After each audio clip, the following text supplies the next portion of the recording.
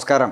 നമ്മൾ ഇന്നുള്ളത് ഷംസുഖാൻ്റെ വീട്ടിലാണ്. നെല്ലറ ഷംസുഖ എന്ന് പറഞ്ഞാൽ കേരളത്തിലെ സോഷ്യൽ മീഡിയ ഉപയോഗിക്കുന്ന ആളുകൾക്കൊക്കെ വളരെ സുപരിചിതനായ, നമ്മൾ സാധാരണ നമ്മുടെ ഇൻ്റർവ്യൂവിലൊക്കെ ചെയ്യുന്നത് ഒരു വ്യക്തിയുടെ നമ്മൾ ആളുകൾ അറിയാൻ ആഗ്രഹിക്കുന്ന അൺഎക്സ്പ്ലോർഡ് ഏരിയകൾ എക്സ്പ്ലോർ ചെയ്യുക എന്നുള്ളതാണ്.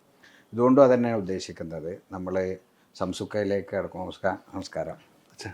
അപ്പോൾ ഷംസുഖാനെ ഞാൻ ആദ്യമായിട്ട് കാണുന്നത് ദുബായിലെ നിങ്ങളെ ഫ്ലാറ്റിൽ നിന്നാണ്. നേരത്തെ നിങ്ങളെ ഓഫീസിൽ നിന്നാണ്, നെല്ലറൻ്റെ ഓഫീസിൽ നിന്നാണ്. അപ്പോൾ നമുക്ക് ആദ്യം നെല്ലറ എന്നുള്ള ബ്രാൻഡ്, നിങ്ങളെ ഇതുവരെ എല്ലാവരും അറിയുന്ന നെല്ലറ ബ്രാൻഡിൻ്റെ പേരിലാണല്ലോ. അപ്പോൾ അതിന് തന്നെ തുടങ്ങാം. ഞങ്ങൾക്ക് ഈ ഇൻ്റർവ്യൂവിൽ വേണ്ടത് ഇതുവരെ നിങ്ങൾ പറയാത്ത കാര്യങ്ങളെ യാത്രകൾ, എന്തുകൊണ്ടാണ് ഇത്ര യാത്ര ചെയ്യുന്നത്, ലോകത്ത് കണ്ട കാര്യങ്ങൾ, ഇതൊക്കെയാണ് ഇതിൽ അറിയേണ്ടത്. അപ്പോൾ ആദ്യം നെല്ലറ ബ്രാൻഡ് എങ്ങനെ ഉണ്ടായി, അതിൻ്റെ കാര്യങ്ങളൊക്കെ ഒന്ന് പറയും. ഞാൻ 1992 ഏകദേശം 33 വർഷം മുമ്പാണ് ദുബായി പോകുന്നത്.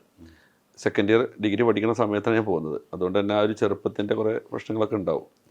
സ്വാഭാവികമായിട്ടും അതുവരെ ടൈലറിങ്ങും നാട്ടിലെ കുറേ തട്ടിക്കൂട്ടിലും ഈ തട്ടിക്കൂട്ടിൽ കച്ചവടമൊക്കെ ആകുമ്പോൾ പഠിത്തത്തോടൊപ്പം ഉണ്ടായിരുന്നു. അപ്പോൾ അതിനൊക്കെ വിഭിന്നമായിട്ട് നമ്മൾ സഹോദരി ഭർത്താവിൻ്റെ കടയിലേക്ക് ജോലിക്കാണെങ്കിലും ഒരു ഓണർഷിപ്പോടുകൂടിയാണ് നമ്മൾ പോകുന്നത്. കാരണം നമ്മളെല്ലാം ഏൽപ്പിക്കുന്ന ആ രീതിയിലേക്കാണ് ഷോപ്പിലേക്ക്. പിന്നെ അതിന് ശേഷം പിന്നെ എൻ്റെ അളിയൻ, ഇന്നത്തെ നമ്മുടെ ചെയർമാൻ, അവിടെ ചിത്രത്തിലുണ്ടാവാറില്ല. കാരണം നമ്മളെല്ലാം ഏൽപ്പിച്ച് പോകുക ഉദ്ദേശത്തിലാണ് നമ്മളവിടെ കൊണ്ടുപോയത്. സ്വാഭാവികമായിട്ടും നെല്ലറ എന്ന ബ്രാൻഡ് ആ ഒരു എക്സ്പീരിയൻസാണ് എനിക്കുണ്ടായത്. അതായത് ഏകദേശം നീണ്ട ഒരു 12 വർഷം, അതായത് 92 ഞാൻ പോകുന്നത്. 2004 വരെ മാർക്കറ്റിലായാലും അതുപോലെ തന്നെ പ്രൊഡക്ഷനിലായാലും ഒക്കെ ഈ സ്പൈസസുമായിട്ട് ബന്ധപ്പെട്ട് ഒരുപാട് നമ്മളെ എക്സ്പീരിയൻസ് ഉണ്ടായിരുന്നല്ലോ. അതിലാണ് എനിക്ക് 2004 നെല്ലറ എന്നൊരു ബ്രാൻഡ് എനിക്ക് ഫൗണ്ട് ചെയ്യാൻ പറ്റിയത്. വേറെ ഒന്നുമല്ല, ഒരു നല്ല ക്വാളിറ്റിയിലെ പ്രൊഡക്ട്സ് അവിടെ തന്നെ ഉണ്ടാക്കുക എന്ന് പറഞ്ഞാൽ വളരെ ഒരു റിസ്ക്കാണ്. എന്നാൽ അത് ഒരുപാട് ഗുണങ്ങളും ഞങ്ങൾക്ക് ചെയ്തിട്ടുണ്ട്. അപ്പോൾ അതിൻ്റെ ഭാഗമായിട്ട് ഒരു മലയാളി ബ്രാൻഡ് ജനിക്കുന്നത് വിദേശത്ത് ചിലപ്പോൾ ഒരുപക്ഷെ നെല്ലറ ആയിരിക്കും. ആദ്യമായിട്ട് ഒരു വിദേശത്ത് മലയാളി ബ്രാൻഡ് ജനിക്കുന്നത് അത് നെല്ലറ തന്നെയാണ്. അത് നമുക്ക് ഉറപ്പ് അതുവരെ ഇല്ല, ചിത്രത്തിലില്ല. അത് നമുക്കറിയാം. അതുകൊണ്ട് തന്നെ നമുക്ക് ഉറപ്പ് പറയാൻ പറ്റും. നിങ്ങളെ കോമ്പറ്റീറ്റർ ആരൊക്കെ? അത് ഒരുപാട് കോമ്പറ്റീഷൻ തന്നെ. നമ്മൾ കോമ്പറ്റേറ്റർ ബ്രാൻഡുകളൊക്കെ ദുബായിൽ നമ്മളടക്കം സെയിൽ ചെയ്യുന്നുണ്ട്. അപ്പോൾ എന്തുകൊണ്ട് അത്തരം സാധനങ്ങൾ ഇവിടെ തന്നെ ഉണ്ടായിക്കൂടാ എന്നുള്ള ഒരു തോന്നലുണ്ടായി. ശരിക്കും നമ്മൾക്ക് സത്യത്തിൽ ഒരു ബ്രാൻഡിങ്ങുമായിട്ട് ഒരു അറിവ് ഉണ്ടാകുന്നില്ല ആ സമയത്ത്. ശരിക്കും നമ്മൾ എനിക്കറിയാലോ, മസാല പാക്ക് ചെയ്യുന്ന, ഓർഡർ എടുക്കുന്ന, പാക്ക് ചെയ്യുന്ന ഞാൻ തന്നെ നമ്മൾ ലോറി കൊണ്ടുവന്ന് 2-3 ട്രിപ്പായിട്ട് കൊണ്ടുവന്ന് എന്നിട്ട് ഇറക്കി കൊടുക്കുന്നത് നമ്മളൊരു അൺമാൻഷമായിരുന്നു. ആ സമയത്ത് ഇതൊക്കെ ചെയ്യുമ്പോൾ നമുക്കൊരു ബ്രാൻഡിങ്ങിലേക്ക് എത്താൻ ഒരു അറിവുണ്ടാവില്ല. പക്ഷെ അത് നമ്മളെ എത്തിക്കാൻ എന്തിനും എഫേർട്ട് എടുത്ത് എത്തിക്കാൻ പറ്റുന്നതാണ് നെല്ലറയുടെ വിജയം. കാരണം നമ്മൾ അതുവരെ ട്രഡീഷണലാത്ത മുഷിഞ്ഞ ഡ്രസ്സൊക്കെ ആയിട്ട് സെയിലിൽ പോണ്. അപ്പോൾ എനിക്ക് തോന്നിയ ഒരു ബ്രാൻഡ് ആകുമ്പോൾ അതിൽ കുറേ പോകുമ്പോൾ നമുക്ക് MBA ഒന്നും പഠിച്ചിട്ടില്ല. അന്ന് ഡിഗ്രി തന്നെ സെക്കൻഡ് ഇയർ ആകുമ്പോൾ പോകുന്നത്. അപ്പോൾ മറ്റുള്ളവരൊക്കെ കണ്ട് കുറേ കാര്യങ്ങൾ എന്ത് ചെയ്തു, നമുക്ക് അഡോപ്റ്റ് ചെയ്യാൻ പറ്റി. അപ്പോൾ ഞാൻ അങ്ങനെ ആലോചിക്കായിരുന്നു, 2002 പോലെ നമ്മൾ മനസ്സിലുണ്ട് ഒരു സാധനം ഇറക്കണം എന്ന്. അപ്പോൾ എനിക്ക് ഏറ്റവും കൂടുതൽ ഇതിൽ കുറേ ആളുകൾ എനിക്ക് ഇൻസ്പയർ ആയിട്ടുണ്ട്. ബ്രാൻഡുകൾ കുറേ ഉണ്ട്, നമുക്കറിയാം ഒരുപാട് ബ്രാൻഡുകൾ. ആ ബ്രാൻഡുകൾ എങ്ങനെ ഉണ്ടാക്കുന്നത് ഇതിലേക്ക് എത്തണമെങ്കിൽ ഒരു അറിവില്ലാത്ത എങ്ങനെ എത്തും? അറിവുണ്ട്, ദുബായിൽ സാധനം വിറ്റ് പരിചയമുണ്ട്, അവിടെ തന്നെ മസാല പൊടിക്കുന്ന പരിചയമുണ്ട്. അപ്പോൾ ആയിട്ടും ഇതിൽ എനിക്ക് നിസാർ ചെയ്ത് നമുക്ക് വലിയ കുറേ അറിവുകൾ തന്നിട്ടുണ്ട്. അപ്പോൾ തന്നെ മിഷനറിയിൽ ഞാൻ നാട്ടിൽ കുറേ സെർച്ച് ചെയ്തു.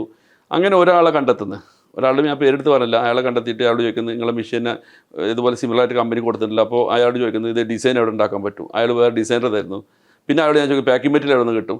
അങ്ങനെ ഒരാളുടെ സെർച്ച് ചെയ്ത് ഇങ്ങനെ എല്ലായിടത്തും. അപ്പോൾ നമുക്കൊരു സാധനം ആവശ്യമുണ്ടെന്ന് തുടങ്ങിക്കഴിഞ്ഞാൽ അത് ഏതറ്റം വരെ നമുക്ക് പോകാൻ പറ്റും. ആ അറ്റം പോയതിൻ്റെ വിജയമാണ് നെല്ലറ എന്ന ബ്രാൻഡ് 2004 സെപ്റ്റംബർ 4 ജനിക്കുന്നത്. അപ്പോൾ ആ ജനിക്കുന്ന വരെ തലേന്ന് വരെ നമുക്കറിയാം, ഞാൻ പറഞ്ഞ പോലെ നേരത്തെ മസാല കച്ചവടം ചെയ്യുന്ന ഒരാൾക്ക് ഇൻസൈഡ് പോലും അറിയാത്ത ഞാൻ അന്ന് കോട്ട കടിപ്പിച്ച് എന്നെ കൊണ്ട് വലിയൊരു 5 സ്റ്റാർ ഹോട്ടൽ ലോഞ്ച് ചെയ്യുമ്പോൾ അത് ശരിക്കും നമ്മുടെ ഒരു വഴിത്തിരിവായിരുന്നു. എന്തൊക്കെയാണ് ആദ്യത്തെ പ്രൊഡക്റ്റുകളായിട്ട്? ആദ്യ പ്രൊഡക്റ്റ് എന്ന് പറഞ്ഞാൽ 14 പ്രൊഡക്ട്സുകളായിരുന്നു. അതിൽ പുട്ടുപൊടികൾ ഞങ്ങളാണ് ഒരുപക്ഷെ ആദ്യമായിട്ട് വീറ്റ് പുട്ടുപൊടി ഇൻട്രൊഡ്യൂസ് ചെയ്ത് 2004. അതുവരെ വീറ്റ് പുട്ട് ആരും ചെയ്തിട്ടില്ല. അതൊരു പുതിയ ആദ്യമായിട്ട് വീറ്റ് പുട്ട് നെല്ലറയിലാണ് ഇറങ്ങിയത്. അന്ന് വരെ ജീരകശാല ഗൾഫിലുണ്ടായില്ല.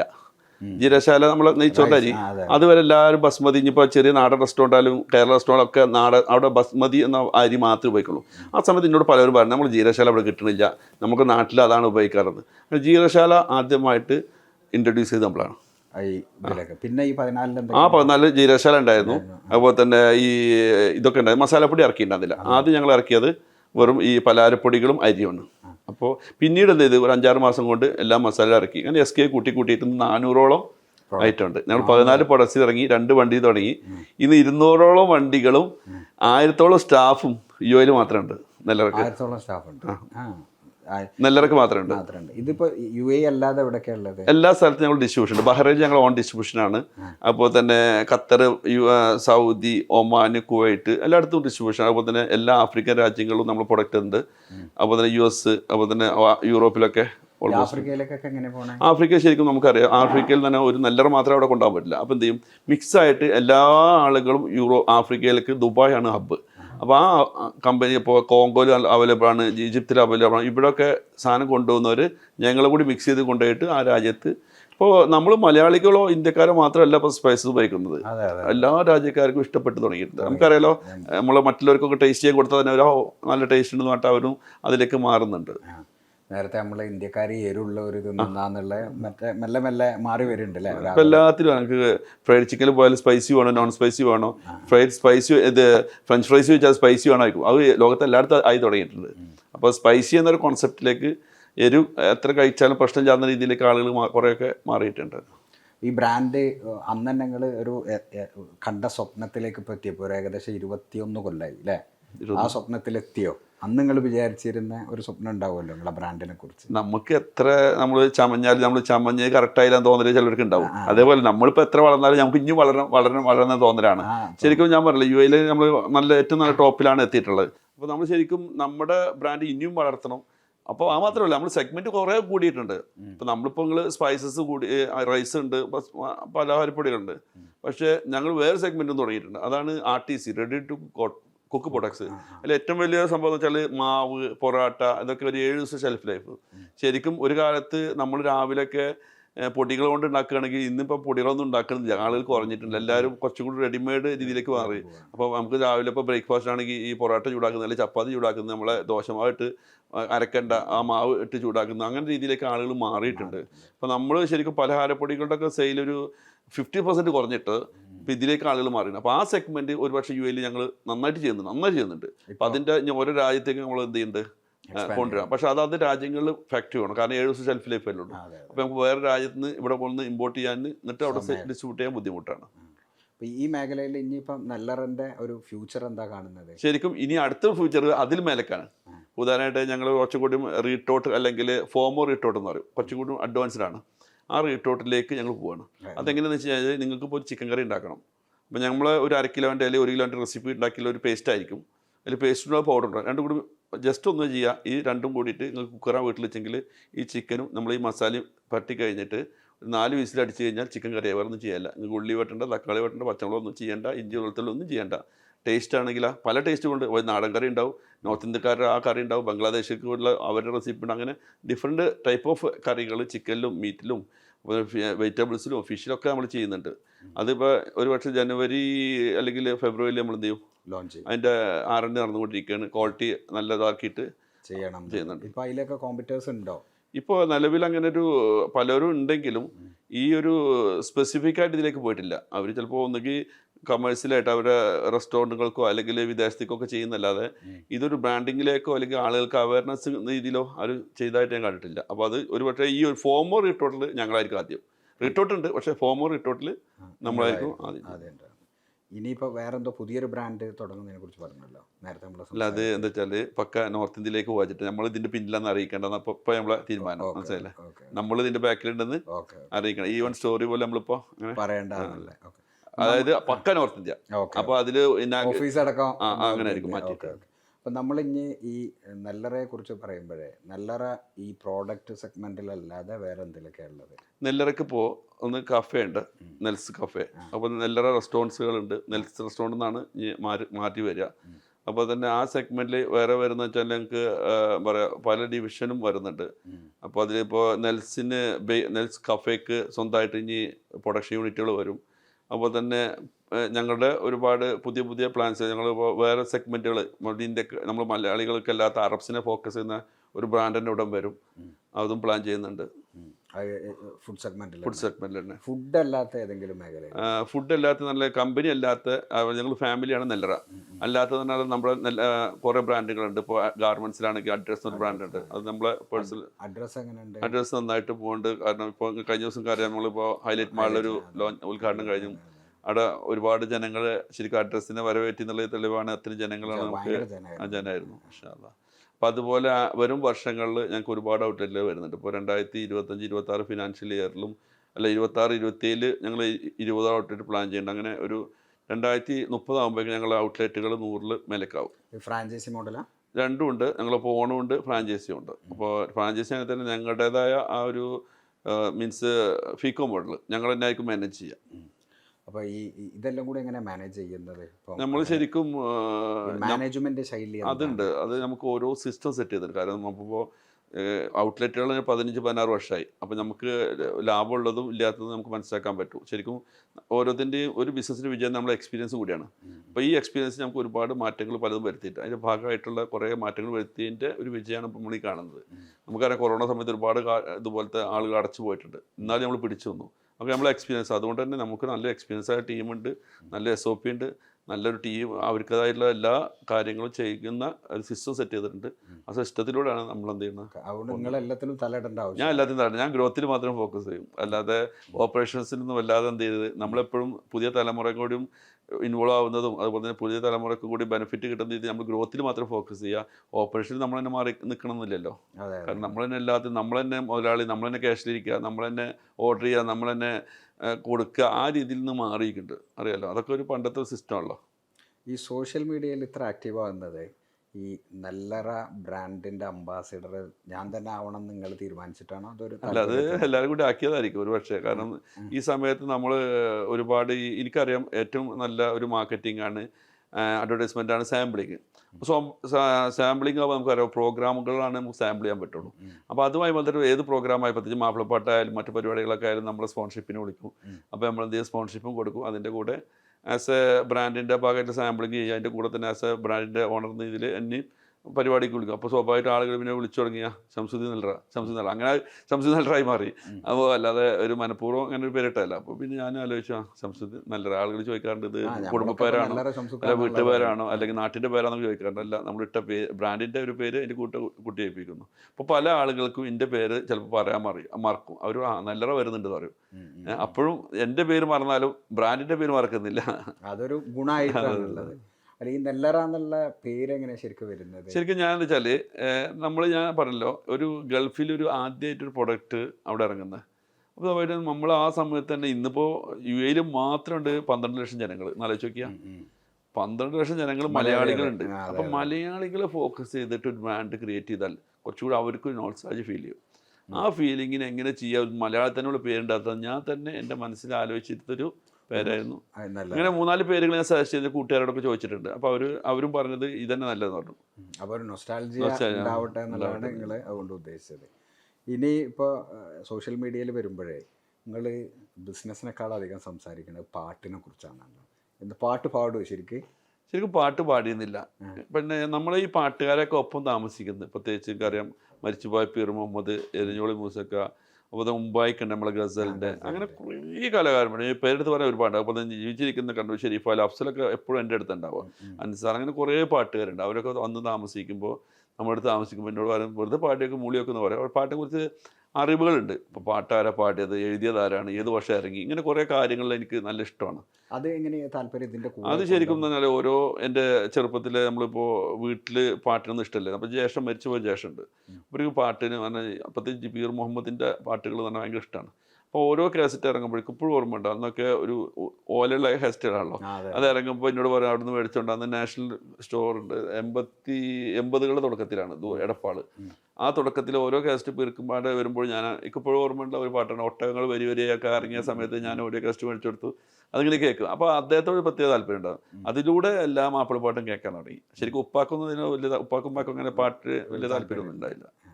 ഈ പാട്ടുകാരുടെ കൂടെ അങ്ങനെ ഇപ്പോഴും അതൊരു നിരന്തരമായ എക്സസൈസ് ആയിട്ട് തുടരുന്നത് എന്തുകൊണ്ട് നിങ്ങൾക്ക് എങ്ങനെ ഇതിനൊക്കെ സമയം കിട്ടുന്നത്? ശരിക്കും പാട്ട് ഈ തുടങ്ങിയത് അങ്ങനെയാണെങ്കിലും പിന്നീട് നമ്മൾ എല്ലാം മറന്നിട്ടുണ്ടായിരുന്നു. കാരണം ദുബായിൽ വന്നപ്പോൾ നല്ല ഹാർഡ് വർക്ക് ആയിരുന്നു. അപ്പോൾ എപ്പോഴെങ്കിലും പെരുന്നാളിന് ഇതുപോലെ നമുക്ക് ലീവ് കിട്ടുമ്പോൾ ഗാനമേള കാണാൻ പോകാറുണ്ട്. പീർക്കാൻ്റെ ഒക്കെ സ്റ്റേജ് ആയിരക്കണക്കിന് ആളുകളുടെ വരുമ്പോൾ ഏറ്റവും ബാക്കിൽ നിന്ന് ഒരു നോക്ക് കണ്ട ആ സമയത്ത് ആലോചിച്ചിട്ടുണ്ട് എന്നൊക്കെ ഇന്ന് ഇവരെ പരിചയപ്പെടാൻ പറ്റും. പക്ഷെ ഒരു പക്ഷേ അവർ മരിക്കുന്നവർ അവർ എൻ്റെ ഒപ്പം താമസിക്കാൻ വരെ എനിക്ക് പറ്റി, അവരുടെ സൗഹൃദം ഒരുപാട് പങ്കിടാൻ പറ്റി. അപ്പോൾ ആ സമയത്തൊക്കെ ഞാൻ വിചാരിച്ചു ബ്രാൻഡിങ്ങിനെ പറ്റി ഏറ്റവും നല്ല സാധനം ഒരു പക്ഷേ നമ്മൾ ഒരു ബ്രാൻഡ് തുടങ്ങുകയാണെങ്കിൽ ഇതുപോലെ പ്രോഗ്രാമിൽ അഡ്വർടൈസ്മെൻറ്റ് കൊടുക്കുമ്പോൾ ആ അഡ്വർടൈസ്മെൻറ്റ് കൊടുക്കുമ്പോൾ അവർ വരുമ്പോൾ അവരുമായിട്ട് കൂടുതൽ ബന്ധങ്ങളും അടുപ്പങ്ങളും തുടങ്ങിയപ്പോൾ അതിനോടൊരു ഇഷ്ടം തുടങ്ങി. അത് പിന്നെ എല്ലാ പ്രോഗ്രാമിനും കൊടുക്കാൻ തുടങ്ങി, കുറേശ്ശെ പാടാനും തുടങ്ങി. പിന്നെ അവശ്യ കലാകാരന്മാരെ എന്താണ് നമുക്കൊരു മനസ്സിൽ സന്തോഷം കിട്ടാൻ അവരൊപ്പം പോയിരിക്കുക, അവരൊക്കെ എന്തെങ്കിലും സഹായിക്കാൻ പറ്റുക, അതൊക്കെ നമ്മളൊരു സന്തോഷം കിട്ടുന്ന കാര്യങ്ങളായി. അപ്പോൾ ശരിക്കും പാട്ട് നമ്മൾ ബിസിനസ്സുകാരെ സംബന്ധിച്ചിടത്തോളം ഭയങ്കര, എനിക്കറിയുന്ന ഒരുപാട് ബിസിനസ്സുകാർ അവർക്കൊക്കെ പാട്ട് കേൾക്കുമ്പോൾ ഭയങ്കര റിലാക്സ് ഉണ്ടെന്ന് പറഞ്ഞു. ശരിക്കും പാട്ട് നമുക്ക് വലിയൊരു റിലാക്സ് ആണ്. ഒന്ന് നമ്മളെ സാധ്യതയുണ്ട്. അപ്പോൾ മ്യൂസിക് കേൾക്കുമ്പോൾ നമ്മൾ എന്ത് ചെയ്യും, ഒന്ന് നമ്മളെ പഴയ കാലത്തേക്ക് നമ്മൾ കൊണ്ടുപോകും. അപ്പോൾ നമുക്ക് സ്നേഹങ്ങളും ബന്ധങ്ങളൊക്കെ ഒന്നും കൂടി എന്ത് ചെയ്യാൻ പറ്റും, ഊട്ടിയുറപ്പിക്കാൻ പറ്റും.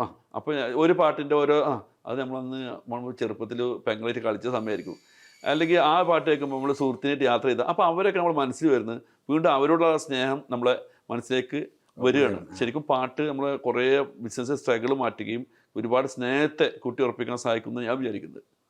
ഇന്നത്തെ പാട്ടല്ല കേട്ടോ, ഇന്നത്തെ പാട്ടുകൾ നമുക്ക് ദേഷ്യം വരുന്നത്, ദേഷ്യം തന്നെ അത് നമുക്ക് എന്ത് ചെയ്യാൻ പറ്റുന്ന വെച്ചാൽ നല്ലതായിരിക്കും, ഞാൻ ഒന്നിനും കുറ്റം പറയും. പക്ഷെ എന്നാ വെച്ചോളും എനിക്ക് ആ പഴയ പാട്ട് കേൾക്കുമ്പോൾ ഉണ്ടാകുന്ന ആ ഒരു ഫീലിങ്സും യഥാർത്ഥ പാട്ട് എന്താണെന്നുള്ള ആ അറിവൊക്കെ അതിലൂടെ മാത്രമേ എനിക്ക് കിട്ടിയുള്ളൂ. ഈ പാട്ടിനെ കുറിച്ചുള്ള അറിവുകൾ എന്തൊക്കെ? ഫോർ എക്സാമ്പിൾ എന്താണ് ഈ പാട്ടിൽ നിങ്ങൾ തരീണത്? ഇപ്പോൾ കുറേ ആൾക്കാർ സൂഫി സാധനങ്ങൾ തരും, കുറേ ആൾക്കാർ ഡബ്ബാങ്കൂത്ത്, അവരുടെ ഒരു എന്താണ് എനിക്ക് ഏറ്റവും ഇഷ്ടപ്പെട്ട വാക്ക് പറഞ്ഞാൽ ഞാൻ മെലഡീസിന് ഏറ്റവും കൂടുതൽ പറഞ്ഞത്. അതിന് ഭാഷയില്ല. അപ്പോൾ ഹിന്ദി ആയാലും തമിഴായാലും തെലുങ്കായാലും എനിക്ക് മെലഡീസ് ഭയങ്കര ഇഷ്ടം. മെലഡി യഥാർത്ഥ ഒരു പാട്ട് എനിക്ക് മനസ്സിലാക്കിയതോളം മെലഡീസിൽ വരുന്നത്. കാരണം നമ്മൾ പാട്ടിനെ ആസ്വദിക്കുന്നത് എങ്ങനെയായിരിക്കും, കുറേ ഡാൻസ് ചെയ്യുന്ന പാട്ടുകൾ വേറെ ആയിരിക്കും, പക്ഷെ ഞാനത് ഇരുന്ന് ആസ്വദിക്കുക. മെലഡികൾ ഇഷ്ടപ്പെടാന്ന് പറഞ്ഞാൽ യഥാർത്ഥ സംഗീതം മെലഡിയാണ് ഞാൻ പഠിച്ചത്, എനിക്ക് തോന്നിയത് അതായത് നമുക്ക് ഒരു പാട്ടിനോട് ഇഷ്ടം വേണമെങ്കിൽ എന്താണ് ശരിക്കും അതൊരു ആസ്വദിക്കാനുള്ളൊരു കഴിവാണോ. ആസ്വദിക്കാൻ പാട്ടിൽ പലതും ഉണ്ട്, സംഗതി ഉണ്ടാവും, അല്ലെങ്കിൽ പാട്ടിൽ പലതും. അപ്പോൾ ചിലവരുടെ പാട്ടിൻ്റെ യഥാർത്ഥ ഫീൽ ഇട്ടുണ്ടെങ്കിൽ മെലഡി കൂടെ പാട്ടാണ്. നിങ്ങളൊരു ഫാസ്റ്റ് പാട്ട് പാടുകയാണെങ്കിൽ അതിൽ യഥാർത്ഥ അവൻ്റെ സംഗീതത്തിലെ ഒരു സാധനം അതിൽ കുത്തിയിരിക്കുക ഉണ്ടാവില്ല. ഒരു പാട്ടുകാരൻ യഥാർത്ഥത്തിൽ പാട്ടുകാരനാകുന്ന അങ്ങനെ പാട്ടിലെ കുറേ വേരിയേഷൻസ് ഉണ്ടാവും അല്ലേ, സംഗതികൾ കാര്യങ്ങളോ. അപ്പോൾ യഥാർത്ഥത്തിൽ നമുക്ക് കേൾക്കണേ എങ്ങനെ ആയിരിക്കും, ഫാസ്റ്റിലൊന്നും കാട്ടില്ല.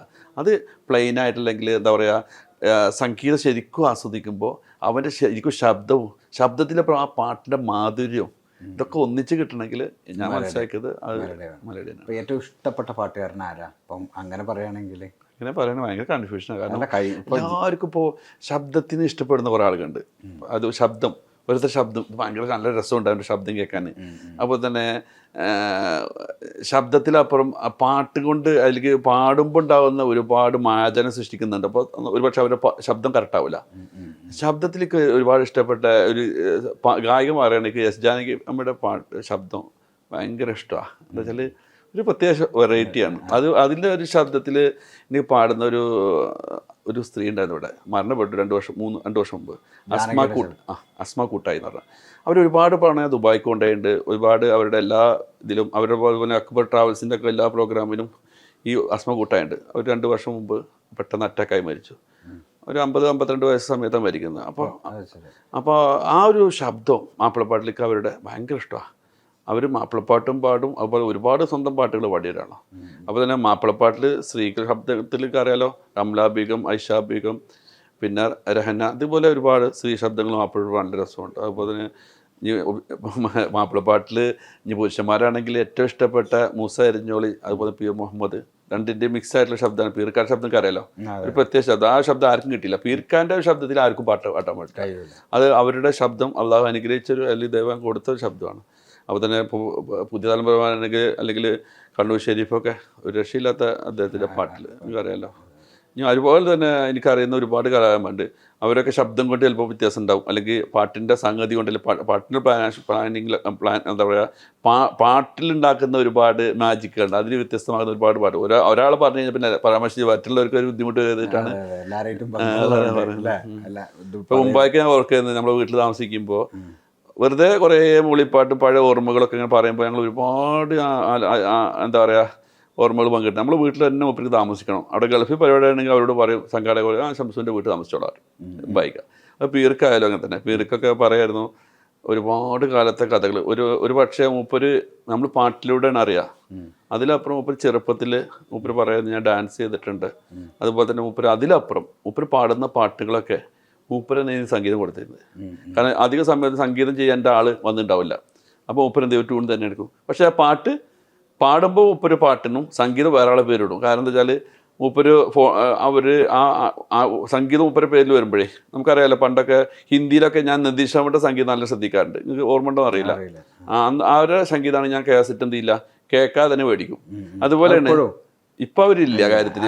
ഇപ്പോഴും ഈ പാട്ടുകൾക്ക് വേണ്ടിയിട്ട് അപ്പൊ അങ്ങനത്തെ ഇപ്പൊ അങ്ങനെ പാട്ട് ഇറങ്ങുന്നില്ലല്ലോ. എനിവേ അങ്ങനെയൊക്കെ സമയത്ത് ഇവർക്ക് പറയാണ്ട് നല്ല പേരിട്ടാലേ ആളുകൾ മേടിക്കുള്ളൂ. സംഗീതം, ചാന്ത് ഭാഷ അങ്ങനത്തെ ആളുകളുടെ പേര് പറയുമ്പോഴാണ് മേടിക്കുക.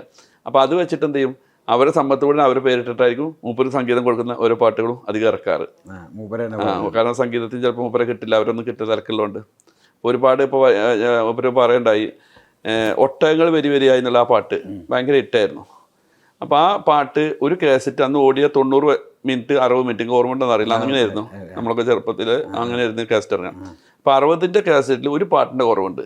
അപ്പോൾ ഏത് പാട്ട് ഇറക്കുക എന്ന് വിചാരിച്ചപ്പോഴാണ് ആ പാട്ട് അപ്പം ഉണ്ടാക്കിയതാണ്, അപ്പം തന്നെ എഴുതിയതാണ്. ഇത് PT നമ്മളെ PT കേട്ടിട്ടുണ്ടാവില്ല, PT അബ്ദുറഹ്മാൻ. അപ്പോൾ ആ എഴുതിയ അപ്പം തന്നെ ഇതിന് ട്യൂൺ വേണം. അപ്പോൾ മൂപ്പരാണ് ട്യൂൺ കൊടുത്ത്. പക്ഷെ ഒരു പക്ഷേ മൂപ്പര് ഏറ്റവും കൂടുതൽ അറിയപ്പെട്ട ഒരു പാട്ടായിരിക്കും ഒട്ടകങ്ങൾ വരിക. അപ്പോൾ അങ്ങനെയൊക്കെ ഓരോ നിമിത്തങ്ങൾ ഓരോ പാര് ജനിക്കുമ്പോഴുണ്ടാവുന്നുണ്ട്. അതൊക്കെ എന്നോട് ഇങ്ങനെ ഷെയർ ചെയ്യാറുണ്ട്. ഇപ്പോൾ ഈ പാട്ട് തേടിയാണല്ലോ കൂടുതലും യാത്രകൾ കാണല്. അതെന്തുകൊണ്ടാ? അങ്ങനെയല്ല, ഇപ്പം ഞാൻ ആലോചിക്കായിരുന്നു, അന്ന് ഈ പീർ മുഹമ്മദിനും ഒരു വെരിഞ്ഞോളി മ്യൂസിക്കായി മാത്രമല്ലേ ഞാൻ കണ്ടുള്ളൂ. അല്ലാത്ത ഒരുപാട് ജനങ്ങൾ അല്ലെങ്കിൽ ഒരുപാട് ആ കാലത്ത് ഉണ്ടായ ഇപ്പോഴും ജീവിച്ചിരിപ്പുണ്ട്. അവരെ തേടിയാണ് ഇപ്പോൾ പോകുന്നത്. കാരണം ഇപ്പോൾ അവർക്ക് ഒരുപക്ഷെ പാടാൻ പറ്റിക്കൊള്ളുന്നില്ല അല്ലെങ്കിൽ എഴുതാൻ പറ്റിക്കൊള്ളുന്നില്ല. പക്ഷേ അവർ ആ പണ്ടത്തെ ഓർമ്മകളും അവർക്ക് ഇന്ന് അവരനുഭവിക്കുന്ന വേദനകളിൽ എന്തെങ്കിലും സഹായവും അവരെ പണ്ടത്തെ ഓർമ്മകൾ നമ്മൾ അയവിറക്കാൻ പറ്റുമെങ്കിൽ അത് വലിയൊരു കാര്യം. പുതിയ തലമുറയ്ക്ക് എത്തിക്കണം. ഞാൻ ഓർക്കായിരുന്നു കുടമുല്ലച്ചിരി പാട്ട് കേൾക്കാത്ത ആരുണ്ടോ? കുടമുല്ലച്ചിരി ആ പാട്ട് പാടിയാൽ നിങ്ങൾക്ക് പറയാൻ പറ്റുമോ? എനിക്ക് പാട്ടിനെ പറ്റി ഒരു വിവരം അല്ല, അതുകൊണ്ടല്ല. പക്ഷെ എന്നാലും ഒരാൾ പറയാം ഒന്നിക്ക് എഞ്ഞോളി മ്യൂസിക് പീർമത് ആരെയും ചെയ്തു. പക്ഷെ അത് പാടിയ ഒരാൾ തലശ്ശേരി ഉമ്മർക്കയാണ്. അദ്ദേഹം യൂണിയൻ തൊഴിലാളിയായിരുന്നു, ചുമട് തൊഴിലാളി തലശ്ശേരിയിൽ. പക്ഷേ അയാൾ ഗൾഫിൽ ഇന്നവരെ പോയിട്ട് പോലും ഇല്ല. അയാൾ ആരും കണ്ടത്. ഫൈസൽ മാഷ് എന്നോട് പറയാം കുടമുല്ലച്ചിരി, അഴകാർ മുഹമ്മദ്, ചേലത്തൊളി, ഇങ്ങനത്തെ ചേലത്തൊളി കേട്ടിട്ടോ? ചേലത്തൊളി അതൊക്കെ പാടി റെക്കോർഡിൽ പാടി യഥാർത്ഥ പാട്ട് പാടി. പിന്നീട് പല ഗായകരും ഒക്കെ പാടുന്നുണ്ടെങ്കിലും യഥാർത്ഥ റെക്കോർഡിൽ പാടി ഈ തലശ്ശേരി ഉമ്മർക്ക എന്നോട് പറയുന്നു, ഞാനിതൊരു ഗൾഫ് കണ്ടില്ല, 10, 15, 20 വർഷമായി ഞാൻ പാസ്പോർട്ട് എടുത്തിട്ട് പറഞ്ഞു. ഫൈസൽ മാഷ് പറയുന്നു എന്നെ പരിചയപ്പെടുത്തിയാണ്. അപ്പോൾ ഞാൻ എന്ത് ചെയ്തു, അദ്ദേഹത്തെ കൊണ്ടുപോയി 15 ദിവസത്തോളം എൻ്റെ വീട്ടിൽ താമസിച്ചു. അന്ന് ഹൈദരി ഷാബ് തങ്ങൾ ജീവിച്ചിരിപ്പുണ്ടായിരുന്നു. അദ്ദേഹത്തിനെ കൊണ്ട് ഒരു അവാർഡും കൊടുപ്പിച്ച് UAE വെച്ചിട്ട്. എന്നിട്ട് അയാൾ പോകുമ്പോൾ കരഞ്ഞിട്ട് പറയണ്, നിങ്ങൾ ഒരിക്കലും നിങ്ങൾ ബുദ്ധിമുട്ടില്ല, എൻ്റെ കുരുത്താണ്. കൈമ കാലൊക്കെ കഴിച്ചാൽ മറക്കാൻ ഇതെൻ്റെ കുരുത്താണ്. ഒപ്പം മോനും ഉണ്ട്, ഇതെൻ്റെ കുരുത്താണ്. അദ്ദേഹം മരിച്ചു പോയിട്ടോ 2-3-4 വർഷം മുമ്പ്. അപ്പോൾ അങ്ങനെ അതൊരു എക്സാമ്പിളാണ്. അങ്ങനെ ഒരുപാട് കലാകാരന്മാർ ആരും അറിയാത്ത തേടിപ്പോയി. ദുബായിലെ വീട് തന്നെ ഒരു കച്ചേരി. അതെ അതെ, എല്ലാവരും അവിടെ വരാത്ത കലാകാരന്മാരോ ഉണ്ടാവാൻ സാധ്യത കുറവാണ്. പുതിയ തലമുറയിൽ ആരായിട്ടൊക്കെ ബന്ധമുള്ള എന്താണ്? പുതിയ തലമുറ എല്ലാവരും ഉണ്ട്. ഇവൻ ഹനാൻഷ അറിയാലോ? ഹനാൻഷ ആദ്യമായിട്ട് ഗൾഫിൽ വരും നമ്മുടെ വീട്ടിലേക്കാണ്. അവിടെ മോനായിട്ട് നല്ല പരിചയമുണ്ട്. അപ്പോൾ എന്നോട് ഇങ്ങനെ പരിചയപ്പെട്ടു. അപ്പോൾ ഞാൻ അന്ന് വന്നിട്ട് മെഹബൂബ് അങ്ങനത്തെ കുറച്ച് പാട്ടുകളൊക്കെ നല്ല ഹിറ്റാണ്. അപ്പോൾ ഞാൻ പാട്ടൊക്കെ പാടിച്ച് ഞാൻ വർക്കാണ്. അതിന് ആദ്യത്തെ വരയിൽ 10-15 ദിവസം നമ്മൾ എടുത്തിട്ടുണ്ടായിരുന്നു. അന്ന് സത്യത്തിൽ ജോലിയൊക്കെ ചെയ്യണം, കാരണം അതിന് മാത്രം ഒരു വരുമാനം ഇല്ലാത്തതുകൊണ്ട് പഠിപ്പ് കഴിഞ്ഞ ജോലിയൊക്കെ അന്വേഷിക്കണം പാട്ടാണ്. ഒരു പക്ഷേ വന്ന് 1 ദിവസം 2 ദിവസം ഞാൻ ഉണ്ടായുള്ളൂ. ഞാൻ പിന്നെ യാത്രയായിരുന്നു. അപ്പോൾ മോനായിട്ട് ഞാൻ കൂടുതൽ കമ്പനി. അപ്പോൾ പിന്നീട് എനിക്ക് അങ്ങനെ വന്നിട്ട് അന്ന് ഇടപെടാൻ. പക്ഷേ ഇന്നിപ്പോൾ അനാൻഷ പേര് കേട്ട ഒരാളായി. മാഷാഅല്ലാ എന്ന് നിലനിർത്തി തരട്ടെ. ഞാൻ ഓർക്കണം അന്ന് ആദ്യമായിട്ട് വന്നത് നമ്മൾ വീട്ടിലേക്കാണ്. കാരണം ഇതുപോലെ നമ്മളോട് എല്ലാവരും കലാകാരന്മാർ സപ്പോർട്ട് ഉണ്ടെന്ന് എനിക്ക് അറിയുന്നതുകൊണ്ടായിരിക്കാം അവിടെ വന്നിട്ടുണ്ടാവുക. ഡെപ്സി ഇതുപോലെ ഗൾഫിൽ ഒരുപാട് കാലം ഉണ്ടായിരുന്നു. അപ്പോൾ ഗൾഫിൽ ഒന്നും പച്ച പിടിക്കാതെ നിൽക്കുമ്പോഴാണ് നാട്ടിൽ പോകുന്നത്. പിന്നെ ആ ഒരു തല്ലുമാല എന്നാണ് സിനിമ കൊണ്ട് ആദ്യത്തെ. പക്ഷെ അപ്പോഴും അറിഞ്ഞിട്ടില്ല. അങ്ങനെ ദുബായിൽ വന്നു. സിനിമ ഇറങ്ങിയിട്ട് 5-6 മാസമായി. അപ്പോൾ അത്ര അവൻ അറിയുന്നു. അപ്പം എന്നോട് ഇങ്ങനെ നമ്മൾ അടുത്ത നാട്ടുകാരാ, ഓരോ ഫ്രണ്ട് ഉണ്ട്, എന്നോട് പറഞ്ഞു നമുക്ക് അങ്ങനെ ആളൊന്നുണ്ട്. ഞാൻ പറഞ്ഞു സിനിമ കണ്ടിട്ടില്ല, പക്ഷെ പാട്ട് കേട്ടിട്ടുണ്ട് പറഞ്ഞു. ഓനെന്തായാലും കൊണ്ടാന്ന് പറഞ്ഞു, വീട്ടിൽ കൊണ്ടുവന്നു. ഞാൻ ജസ്റ്റ് ഒരു വീഡിയോ ഓൻ്റെ പ്ലാനും കാര്യങ്ങളൊക്കെ ഓൻ പറഞ്ഞു. കാരണം ഓന് ഒരു ആഫ്രിക്കൻ മ്യൂസിക് ഉണ്ട് പണ്ടത്തെ, അത് അവിടുത്തെ ഒരു ട്രഡീഷണൽ മ്യൂസിക്കും മാപ്പിളപ്പാട്ട് ഊട്ടി വയ്പ്പിക്കുന്ന കുറേ കാര്യങ്ങൾ. അപ്പോൾ പറയാൻ അവൻ്റെ വല്യമ്മയുടെയൊക്കെ കാലത്തുണ്ടായിരുന്ന പഴയ വാക്കുകൾ, കുറേ പണ്ടത്തെ ഇജ്ജി കജ്ജി നെജ്ജി തന്നെ കുറേ വാക്കുകളൊക്കെ ഒപ്പിച്ച് ഓന് അതിനൊക്കെ പ്രാസം ഒപ്പിച്ചിട്ട് ഉള്ള പാട്ടുകളാണ്. അതിന് ആഫ്രിക്കൻ മ്യൂസിക് വരെ ഓൻ അതിൽ നിന്ന് ഇത് ചെയ്തിട്ടുണ്ട്. അപ്പം ഓൻ്റെ ഒരു സംഭവം വെറൈറ്റി ഉണ്ട്. അതിനെ വെച്ചൊരു ഇൻ്റർവ്യൂ എടുത്തപ്പോൾ 10 മില്യൺ ആൾക്കാർ കണ്ടു. പിറ്റെന്നാൽ ഇപ്പോഴും എൻ്റെ വോയിസ് മെസ്സേജ് എന്നോ പറയുകയാണ്, സംസുക്ക രക്ഷയില്ലോട്ട് ആ വീഡിയോ കണ്ടിട്ട് ഒരു 10 ഓൻ്റെ കൂടി ഭാഗ്യമായിരിക്കും അത്. ആ വീഡിയോ കണ്ടിട്ട് ഒരുപാട് ആളുകൾ എന്നെ വിളിക്കുന്നു, ഇന്നേ വരെ എനിക്ക് ഇങ്ങനെ ഒരു ഇത് കിട്ടി, ഒരു അപ്രീസിയേഷൻ കിട്ടിയിട്ടില്ല, എന്തായാലും ഭയങ്കര സന്തോഷമായിട്ട്. പിന്നെ ഓരോ കാര്യങ്ങളും എന്നെ അറിയിക്കണം. അന്ന് കൊത്ത എന്ന സിനിമയിൽ എനിക്കൊരു ചാൻസ് കിട്ടി പാടാൻ. അപ്പോൾ എന്നെ വിളിച്ചിരുന്നു, അങ്ങനെ നാളെ ചെന്നൈ പോവാണ്, പിന്നെ എന്താണ് ദുൽഖർ സൽമാൻ്റെ പാടാണെന്ന്. അങ്ങനെ ഓരോ ഭയങ്കര അതൊക്കെ നമുക്കൊരു ഭാഗ്യം ആണ്. അവനൊക്കെ ഇതുപോലെ അപ്പോൾ നിന്നിട്ട് ഇതുപോലൊക്കെ ഒരു വീഡിയോ ചെയ്ത് ഒരു പക്ഷേ ഇതുപോലെ ഒരുപാട് ആളുകൾ കൊണ്ട് ചെയ്യിക്കുന്നുണ്ട്.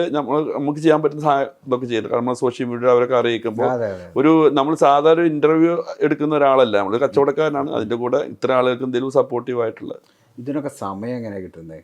നമ്മൾ മൈൻഡ് സെറ്റാണ് നമ്മുടെ സമയം.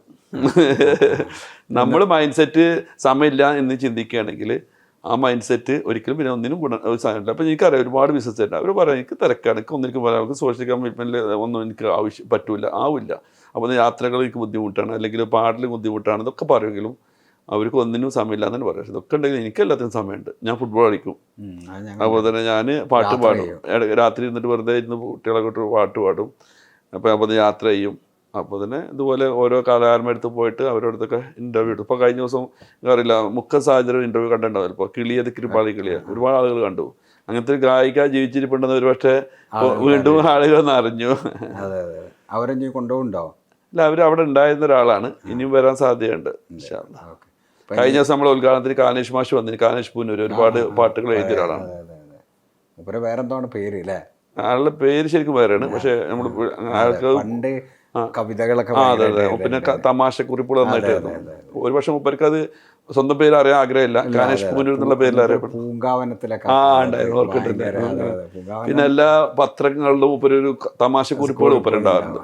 ഇപ്പം മൂപ്പരെ കേൾക്കാറില്ല. ഉണ്ട്, ഇവിടെ ഉണ്ട്, ഇന്നലെ എൻ്റെ അടുത്തുണ്ടായിരുന്നു, ഇപ്പോഴും വിളിച്ചു വെച്ചിട്ടേ ഉള്ളൂ. ഇനിയിപ്പോൾ നമ്മളെ യാത്രകൾ, ഇപ്പം ശംസുഖാനെ ഞാൻ കാണുമ്പോൾ എപ്പോഴും യാത്രയാണ്. യാത്രകൾ എങ്ങനെയാണ് യാത്ര, എന്തിനാണ് യാത്ര? ശരിക്കും അത് ഒരു ബിസിനസ്സുകാരെ സംബന്ധിച്ചോളം യാത്ര ഏറ്റവും നല്ല. കാരണം നമുക്ക് ആ ഓരോ യാത്രകളിലും ഒരുപാട് അറിവുകളുണ്ടാവും. ഇപ്പം ഞാൻ പോകുമ്പോൾ ഒരു ഉദാഹരണം പറയും. ഇപ്പോൾ ലാസ്റ്റ് ഞാൻ പോയത് റഷ്യൻ യാത്ര, ഞങ്ങൾ 10-25 ബിസിനസ്സുകാരെ കൂടി പോയതാണ്. ആ യാത്രയിലടക്കം നമുക്ക് ഒരുപാട് അറിവുകളുണ്ട്. നമ്മൾ മനസ്സിലാക്കേണ്ടതാണ് യാത്ര ഒരു എക്സ്പെൻസീവ് അല്ല. ആ യാത്ര നമ്മുടെ ബിസിനസ്സിൻ്റെ ഗ്രോത്തിന് ഒരുപാട് മാനസിക സംതൃപ്തി ഉണ്ടാക്കും. ആ യാത്ര സംതൃപ്തി ഓട്ടോമാറ്റിക് എന്ത് ചെയ്യും, മൈൻഡ് ഫ്രീ ആകുമ്പോൾ നമുക്ക് എന്ത് ചെയ്യും, കുറച്ച് ഐഡിയകൾ വരും. ഈ ഒരു ബിസിനസ്സിൻ്റെ യഥാർത്ഥ വിജയം എന്താണ്? കുറേ ഐഡിയകൾ ക്രിയേറ്റ് ചെയ്യല്ലേ. ഐഡിയ ക്രിയേറ്റ് ചെയ്യാൻ എന്താണ് യാത്ര. അതിലൂടെ ആ രാജ്യത്ത് പോകുമ്പോൾ നമുക്ക് എന്തെങ്കിലും ഇന്നോവേഷൻ കിട്ടും.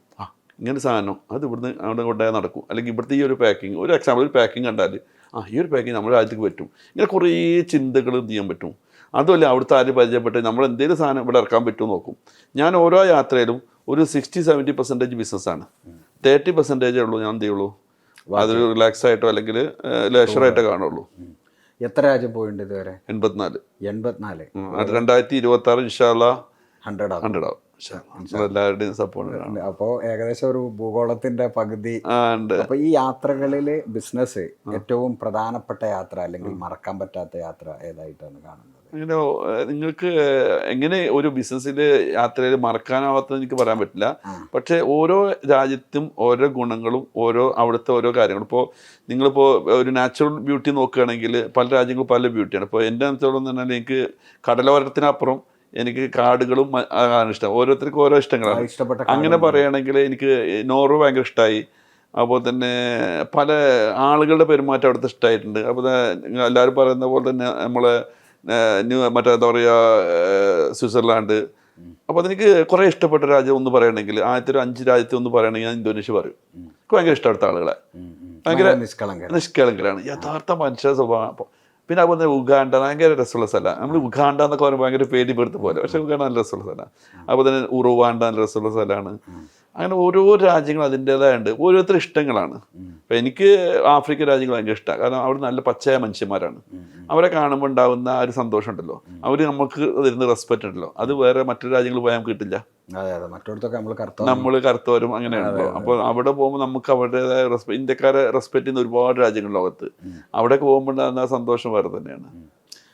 ഈ ആഫ്രിക്കയിൽ പോകുമ്പോൾ എന്താണ് പഠിക്കുന്നത്? ഞാൻ ആഫ്രിക്കയിൽ പോകുമ്പോഴേ ശരിക്കും ആഫ്രിക്ക ഇപ്പോഴും അറിയാലോ വികസിക്കാത്ത രാജ്യമാണ്. വികസിക്കാത്ത രാജ്യങ്ങൾ നമ്മൾ എന്തെങ്കിലും വികസിപ്പിക്കാൻ പറ്റിയ ഒരുപാട് കാര്യങ്ങളുണ്ടാവും. അവിടെ ഒരുപാട് ബിസിനസ് ഓപ്പർച്യൂണിറ്റി ഉണ്ട്.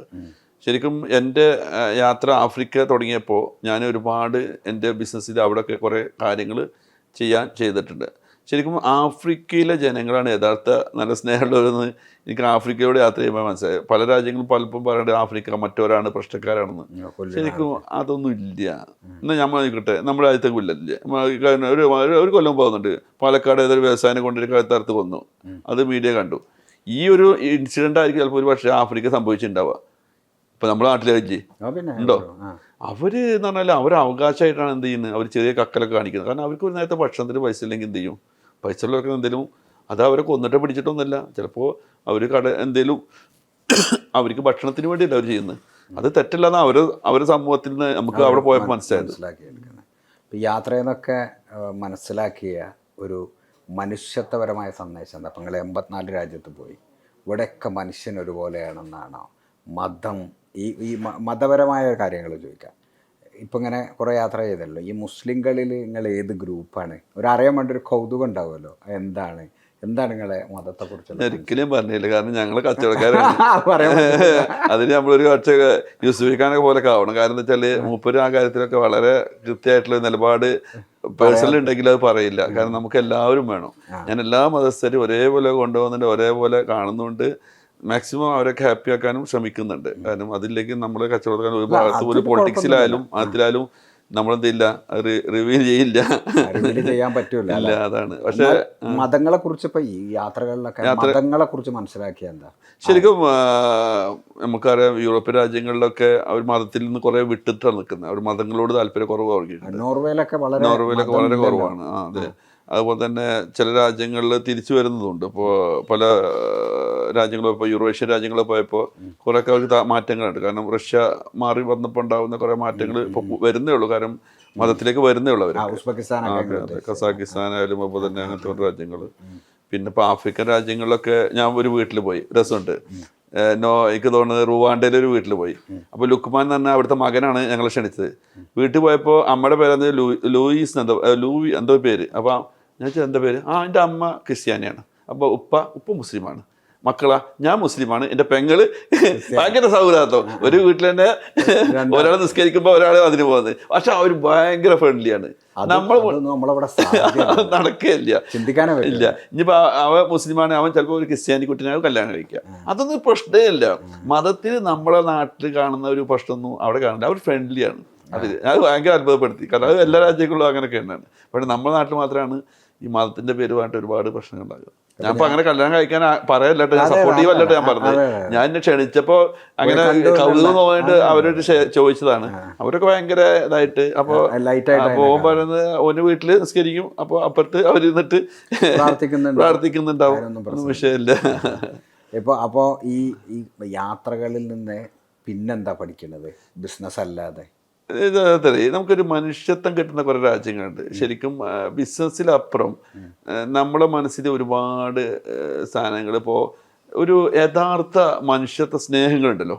ഒരു പക്ഷെ ഞാൻ മനസ്സിലാക്കിയ നമ്മുടെ ഒരു ആതിഥേയത്വ മര്യാദ ഉണ്ടല്ലോ, അത് എനിക്ക് കൊണ്ട് മലബാറിലായിട്ട് കൂടുതൽ ലോകത്ത് തന്നെ. നിങ്ങൾക്ക് തോന്നിയിട്ടുണ്ടോ അറിയില്ല. നമ്മുടെ ആ ഒരു നമ്മൾ മലബാർ കേരളത്തിൽ മൊത്തം ഉണ്ടെങ്കിലും മലബാർ കുറച്ച് കൂടുതലാണത്. ഒരു നിഷ്കളമായ ഒരു ആതിഥേയത്വം ഉണ്ടല്ലോ. നമ്മളിപ്പോൾ എന്തെങ്കിലും 84 രാജ്യം പോയിട്ടും തോന്നിയിട്ടുണ്ട്. അതുപോലെ തന്നെ ഏറ്റവും നല്ല ബ്യൂട്ടി സ്ഥലം ഏതാണെന്നറിയോ? നമ്മളിപ്പോൾ യൂറോപ്പിൽ പോയെങ്കിലും പച്ചപ്പ് ഉണ്ടെങ്കിലും മഞ്ഞ് പെയ്താലും എന്ത് ചെയ്യും, ആ പച്ചപ്പ് പോവും, അവിടെ മഞ്ഞാവും. അതുകൊണ്ട് വലിയ വൃക്ഷങ്ങൾ അവിടെ ഉണ്ടാവില്ല. നോക്കിയിട്ടുണ്ടോ? അതെന്തുകൊണ്ടാണ്? എന്നാൽ വലിയ വൃക്ഷങ്ങളും പച്ചപ്പുള്ള കുറേ സ്ഥലങ്ങൾ നോക്കണം. ഒന്ന് കേരളമാണ്. നോക്കിയുണ്ടോ? അതെ, മൂന്നാറൊക്കെ എന്ത് ബ്യൂട്ടിയാ, അതെ അതെ രക്ഷിതാത്ത ബ്യൂട്ടി. നമ്മൾ ശരിക്കും ലോക ഭൂപടത്തില് ടൂറിസത്തിന്റെ എല്ലാമുള്ള സ്ഥലമാണ്. ബാക്ക് വാട്ടർ ഉണ്ട്, ബാക്ക് വാട്ടർ ഉണ്ട്, ബീച്ച് ഉണ്ട്, ബീച്ച് ഉണ്ട്. ഹില്ലുണ്ട്. പക്ഷെ ശരിക്കും നമ്മൾ ഉപയോഗിച്ചില്ല. ശരിക്കും നമ്മൾ ഈ ഒരു രാജ്യത്തെ ടൂറിസം കൂടി പ്രൊമോട്ട് ചെയ്യണമെങ്കിൽ ഈ രാജ്യം ഇപ്പോൾ ദുബായ് എങ്ങനെയാണ് പ്രൊമോട്ട് ചെയ്തത്? ഓയിൽ കൊണ്ടല്ല, അതെ അതെ അവിടെ ബിസിനസ്സും ടൂറിസവും ആണ്. അതെ. ആ സാധനം നമുക്ക് ആ സാധനം നമ്മുടെ കേരളത്തിന് അനുയോജ്യമാണ്, കാരണം ട്രോപ്പിക്കൽ വെതറാണ്. യെസ് നമ്മളെ ഇതുപോലെ ഒരു കൃഷിയും ചെയ്യാൻ പറ്റില്ല നമ്മളെ യൂറോപ്പ് ഇവിടെ മണലാരണ്യത്തിൽ ഉണ്ടോ, അവിടെ ഒന്നും പറ്റില്ല. പക്ഷേ ഇവിടെ ട്രോപ്പിക്കൽ വെതറാണ്, നമുക്ക് എന്ത് കൃഷി ചെയ്യാം, എന്തും ചെയ്യാം, പച്ചപ്പുണ്ട് അല്ലാണ്ട് ടൂറിസ്റ്റുകളും വരും. ഇതൊക്കെ ഉണ്ടാവുന്ന ഒരു സ്ഥലത്തിന് പ്രത്യേകിച്ച് കേരളമാണ്. നമ്മൾ വേണ്ട വിധത്തില് യൂസ് ചെയ്യുന്നത് മാത്രമല്ല നമ്മൾ ആയുർവേദം നല്ലതാണ്. ലോകത്ത് എല്ലാവർക്കും എല്ലാവർക്കും നല്ല ആവശ്യം. ലോകത്ത് എവിടെ പോയാലും ആയുർവേദത്തെ കുറിച്ച് അറിയുന്നവരാണ്. ആളുകളുണ്ട്. ഉണ്ട് ഉണ്ട് ഉണ്ട്. കേരളം ഒരു പക്ഷേ കുറച്ചുകൂടി കുറേ മാറ്റങ്ങളുണ്ട്. ഇനി കുറച്ചുകൂടി മാറ്റങ്ങൾ വന്നു കഴിഞ്ഞാൽ പിന്നെ നമ്മളുടെ ഒരു പ്രശ്നം എന്താ പറഞ്ഞു വെച്ചാൽ നമ്മൾ നല്ല ആതിഥേയത്തുള്ളവരാണ്, അതേപോലെ തന്നെ നമ്മൾ നല്ല വെറുപ്പിക്കലുള്ളവരാണ്. ഒക്കെ ഉണ്ടോ? നമ്മളിപ്പോൾ ഒരു ഓഫീസിൽ പോയാൽ അല്ലെങ്കിൽ നമ്മൾ വളരെ മോശമാണ്. ഞാൻ പറഞ്ഞത് ആദ്യത്തിൽ മാത്രമേ നമ്മൾ കുറച്ച് നന്നായിട്ട് നേരെ വെച്ച് ഒരു സ്ഥാപനത്തിൽ പോവുക അല്ലെങ്കിൽ പുറത്ത് നമ്മൾ പബ്ലിക്കിൻ്റെ ഇടയിൽ ഉണ്ടാകുന്ന ഇപ്പോൾ ക്യൂ സിസ്റ്റം ഞാൻ ജപ്പാനിൽ ഇപ്പോൾ രക്ഷയില്ല. അവിടുത്തെ ആ ഒരു മര്യാദ ഉണ്ടല്ലോ, അതായത് നമ്മളിപ്പോൾ ഹോസ്പിറ്റാലിറ്റിയിലാണ് നമ്മൾ ഏറ്റവും ടോപ്പ് അല്ലേ, നേരെ വെച്ച് നമ്മൾ ഒരു മര്യാദ ഉണ്ടല്ലോ അതില് മാത്രമല്ല ഈ പേഴ്സണൽ ലൈഫിലേക്ക് ഇൻക്ലൂഡ് ചെയ്യുന്ന കാര്യത്തിൽ അത് നെഗറ്റീവ്സ് ചെയ്യിപ്പിക്കുക. ഇപ്പോൾ അറിയാം പല ബിസിനസ്സുകാരുടെ ഇടയിലും ഒരുപാട് പേഴ്സണൽ കാര്യങ്ങളൊക്കെ ചെന്ന് അവിടെ ബിസിനസ്സിനെ മോശം പറയുക. എന്നിട്ട് നിങ്ങൾക്കറിയില്ല ആയിരക്കണക്കിന് ആൾക്കാർ തൊഴിൽ കൊടുക്കുന്ന കമ്പനിയിലൊക്കെ ഓണേഴ്സിന് പോയിട്ട് ഇങ്ങനെ ഓരോ മോശത്തരം കാണിക്കുമ്പോൾ അവർക്കുണ്ടാവുന്ന ബുദ്ധിമുട്ട് എന്താണ്? ആദ്യം അങ്ങനെ കുറേ സോഷ്യൽ മീഡിയ, അത് കേരളത്തിൽ പണ്ട് മുതലേ ഉള്ള നമ്മളൊരു സോഷ്യൽ മീഡിയ അത് ഞാൻ പക്ഷേ നെഗറ്റീവ് കേരളത്തിൽ മാത്രമേ കണ്ടുള്ളൂ. കാരണം എന്നിട്ട് അവരൊക്കെ ബുദ്ധിമുട്ടിക്കുക, എന്നിട്ട് ആളുകൾ നെഗറ്റീവ് അടിപ്പിക്കുക, എന്നിട്ട് സ്ഥാപനത്തെ വെറുപ്പിക്കുക, എന്നിട്ട് സ്ഥാപനം പൊളിഞ്ഞു പോവുക. ഇതുണ്ടാവുക. അപ്പോൾ പണ്ട് നമ്മൾ സമരങ്ങളിലൂടെ സമരം പൊളിപ്പിച്ചതെങ്കിൽ ഇന്ന് സോഷ്യൽ മീഡിയയിലൂടെയാണ് ആ സ്ഥാപനത്തെ പൊളിപ്പിക്കുന്നത്. കണ്ട കാര്യം എല്ലാവരും മൈൻഡ്, പുതിയ തലമുറയായാലും പഴയ തലമുറയായാലും മലയാളികൾ നമ്മുടെയൊക്കെ ഒരു മൈൻഡ് മാറ്റിയെടുക്കണമെന്നാണ് എനിക്ക് പറയാനുള്ളത്. പണ്ട് നമ്മൾ സമരങ്ങളും പ്രശ്നങ്ങളൊക്കെ ഉണ്ടാക്കി ഓരോ കമ്പനി പൊട്ടിക്കലും കാര്യങ്ങളൊക്കെ ഉണ്ടായിരുന്നു, അത് നല്ല ചീത്തയൊക്കെ ഉണ്ടാവും. ഇപ്പോൾ ഇമേജ് നശിപ്പിച്ചിട്ട് സ്ഥാപനത്തെ എങ്ങനെയൊക്കെ നശിപ്പിക്കാൻ പറ്റുമോ, എന്നിട്ട് കസ്റ്റമർ ഇല്ലാതാക്കുക, ഓണർ നശിപ്പിക്കുക, എന്നിട്ട് എന്ത് ചെയ്യും ആകെ ഫിനാൻഷ്യൽ ഡൗൺ ആവുന്നു, അങ്ങനെ നശിപ്പിക്കുന്ന ഒരുപാട് കണ്ടിട്ട്. അതൊക്കെ എന്ത് ചെയ്യണം, ഇല്ലാതാക്കണം എന്നാണ്. അതെല്ലാവർക്കും ഉണ്ടാവും, ലോകത്ത് എല്ലാവർക്കും ഉണ്ടാവും. ഇപ്പം ഏറ്റവും വലിയ നിങ്ങൾക്ക് സ്വർഗ്ഗം കൊടുക്കാൻ നിങ്ങൾക്ക് എന്ത് ചെയ്യില്ല, അത് ഉണ്ടാവാതിരിക്കില്ലല്ലോ എന്തായാലും. പിന്നെ ഈ യാത്രകൾ കഴിഞ്ഞ് ഇനി ബിസിനസ്സിലേക്ക് തന്നെ തിരിച്ചു വന്നാൽ എന്താണ് ഒരു റിട്ടയർമെൻ്റ് എന്നുള്ള നിലയ്ക്ക് ശംസുക്ക ഇപ്പോൾ റിട്ടയർ ആകാനായി എന്നല്ല, എവിടെ എത്തണം നല്ലറ അല്ലെങ്കിൽ ബിസിനസ് പുതിയ ബിസിനസ്സുകാരോട് പറയാനുള്ള കാര്യങ്ങൾ, അങ്ങനെ കുറച്ച് കാര്യങ്ങൾ ബിസിനസ്സുമായി ബന്ധപ്പെട്ട് അത് എന്താണ് ഫ്യൂച്ചർ?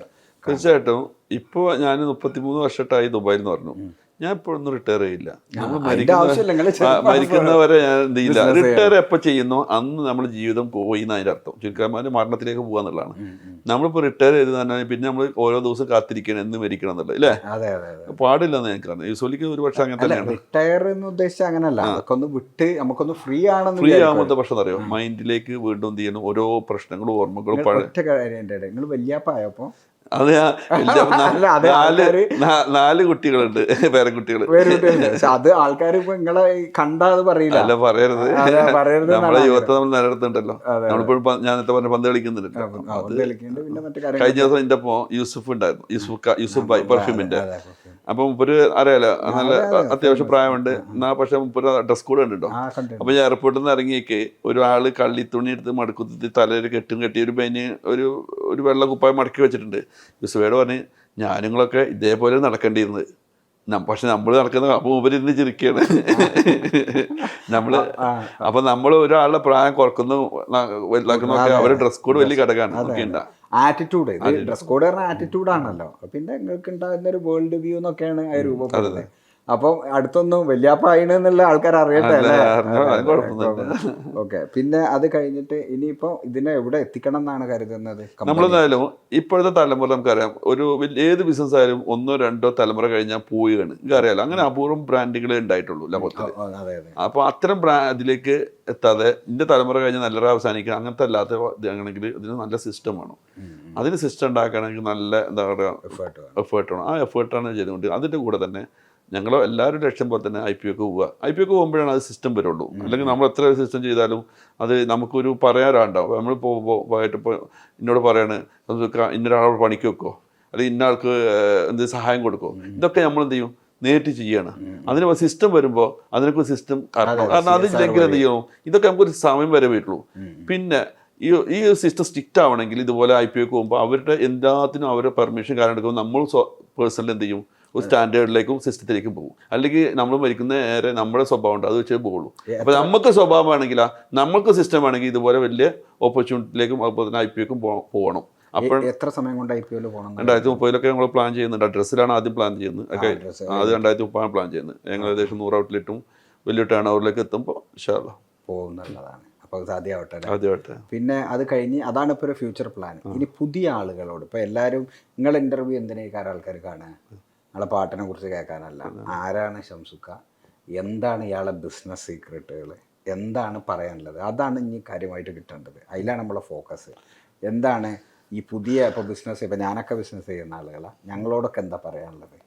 തീർച്ചയായിട്ടും. ഇപ്പോൾ ഇന്നലെ തന്നെ ഒരു എക്സാമ്പിൾ പറയാം. അപ്പോൾ ഇന്നലെ ഒരാളെന്നോട് ചോദിച്ചു, എനിക്ക് ഒരു ബിസിനസ്സിലേക്ക് ഇറങ്ങണം. അപ്പോൾ ഞാനോട് ചന്ത എനിക്ക് എന്താ അതിൽ എക്സ്പീരിയൻസ് ആയിട്ടില്ല, പക്ഷേ അതിന് മാർക്കറ്റ് ചെയ്ത് കൊടുക്കാൻ പറ്റും സോഷ്യൽ മീഡിയ. അപ്പോൾ എൻ്റെ ഒപ്പമുള്ളവരാ, എൻ്റെ ഒപ്പമുള്ള 2 പാർട്ട്നേഴ്സ് എന്ന് പറഞ്ഞാൽ ഒരാൾ ഇതിൽ നല്ല എക്സ്പീരിയൻസ് ഉണ്ട്, അയാൾക്ക് ഈ പ്രൊഡക്റ്റ് ഉണ്ടാക്കാൻ പറ്റും. മൂന്നാമതൊരാൾ അയാൾ അക്കൗണ്ട്സ് പഠിച്ച അയാൾക്ക് അക്കൗണ്ട്സ് നന്നായിട്ട് മാനേജ് ചെയ്ത് ഇതിൻ്റെ ഫീസിബിലിറ്റി ഒക്കെ ഉണ്ടാക്കി തരാൻ പറ്റും. അപ്പം പറഞ്ഞാൽ നല്ല കാര്യമാണ്. എന്താണെന്ന് വെച്ചാൽ എക്സ്പീരിയൻസ് ഇല്ലാതെ ഒരാളിപ്പോൾ ഒരു ബിസിനസ് ചെയ്യരുത്. ശരിക്കും എക്സ്പീരിയൻസ് ഇല്ലാതെ ഒന്നും ചെയ്യരുത്. ഇപ്പോഴത്തെ ട്രെൻഡ് എന്നൊക്കെ അറിയാലോ, എല്ലാ പുതിയ കുട്ടികൾക്കും പെട്ടെന്ന് ബിസിനസ്സുകാരനാവണം.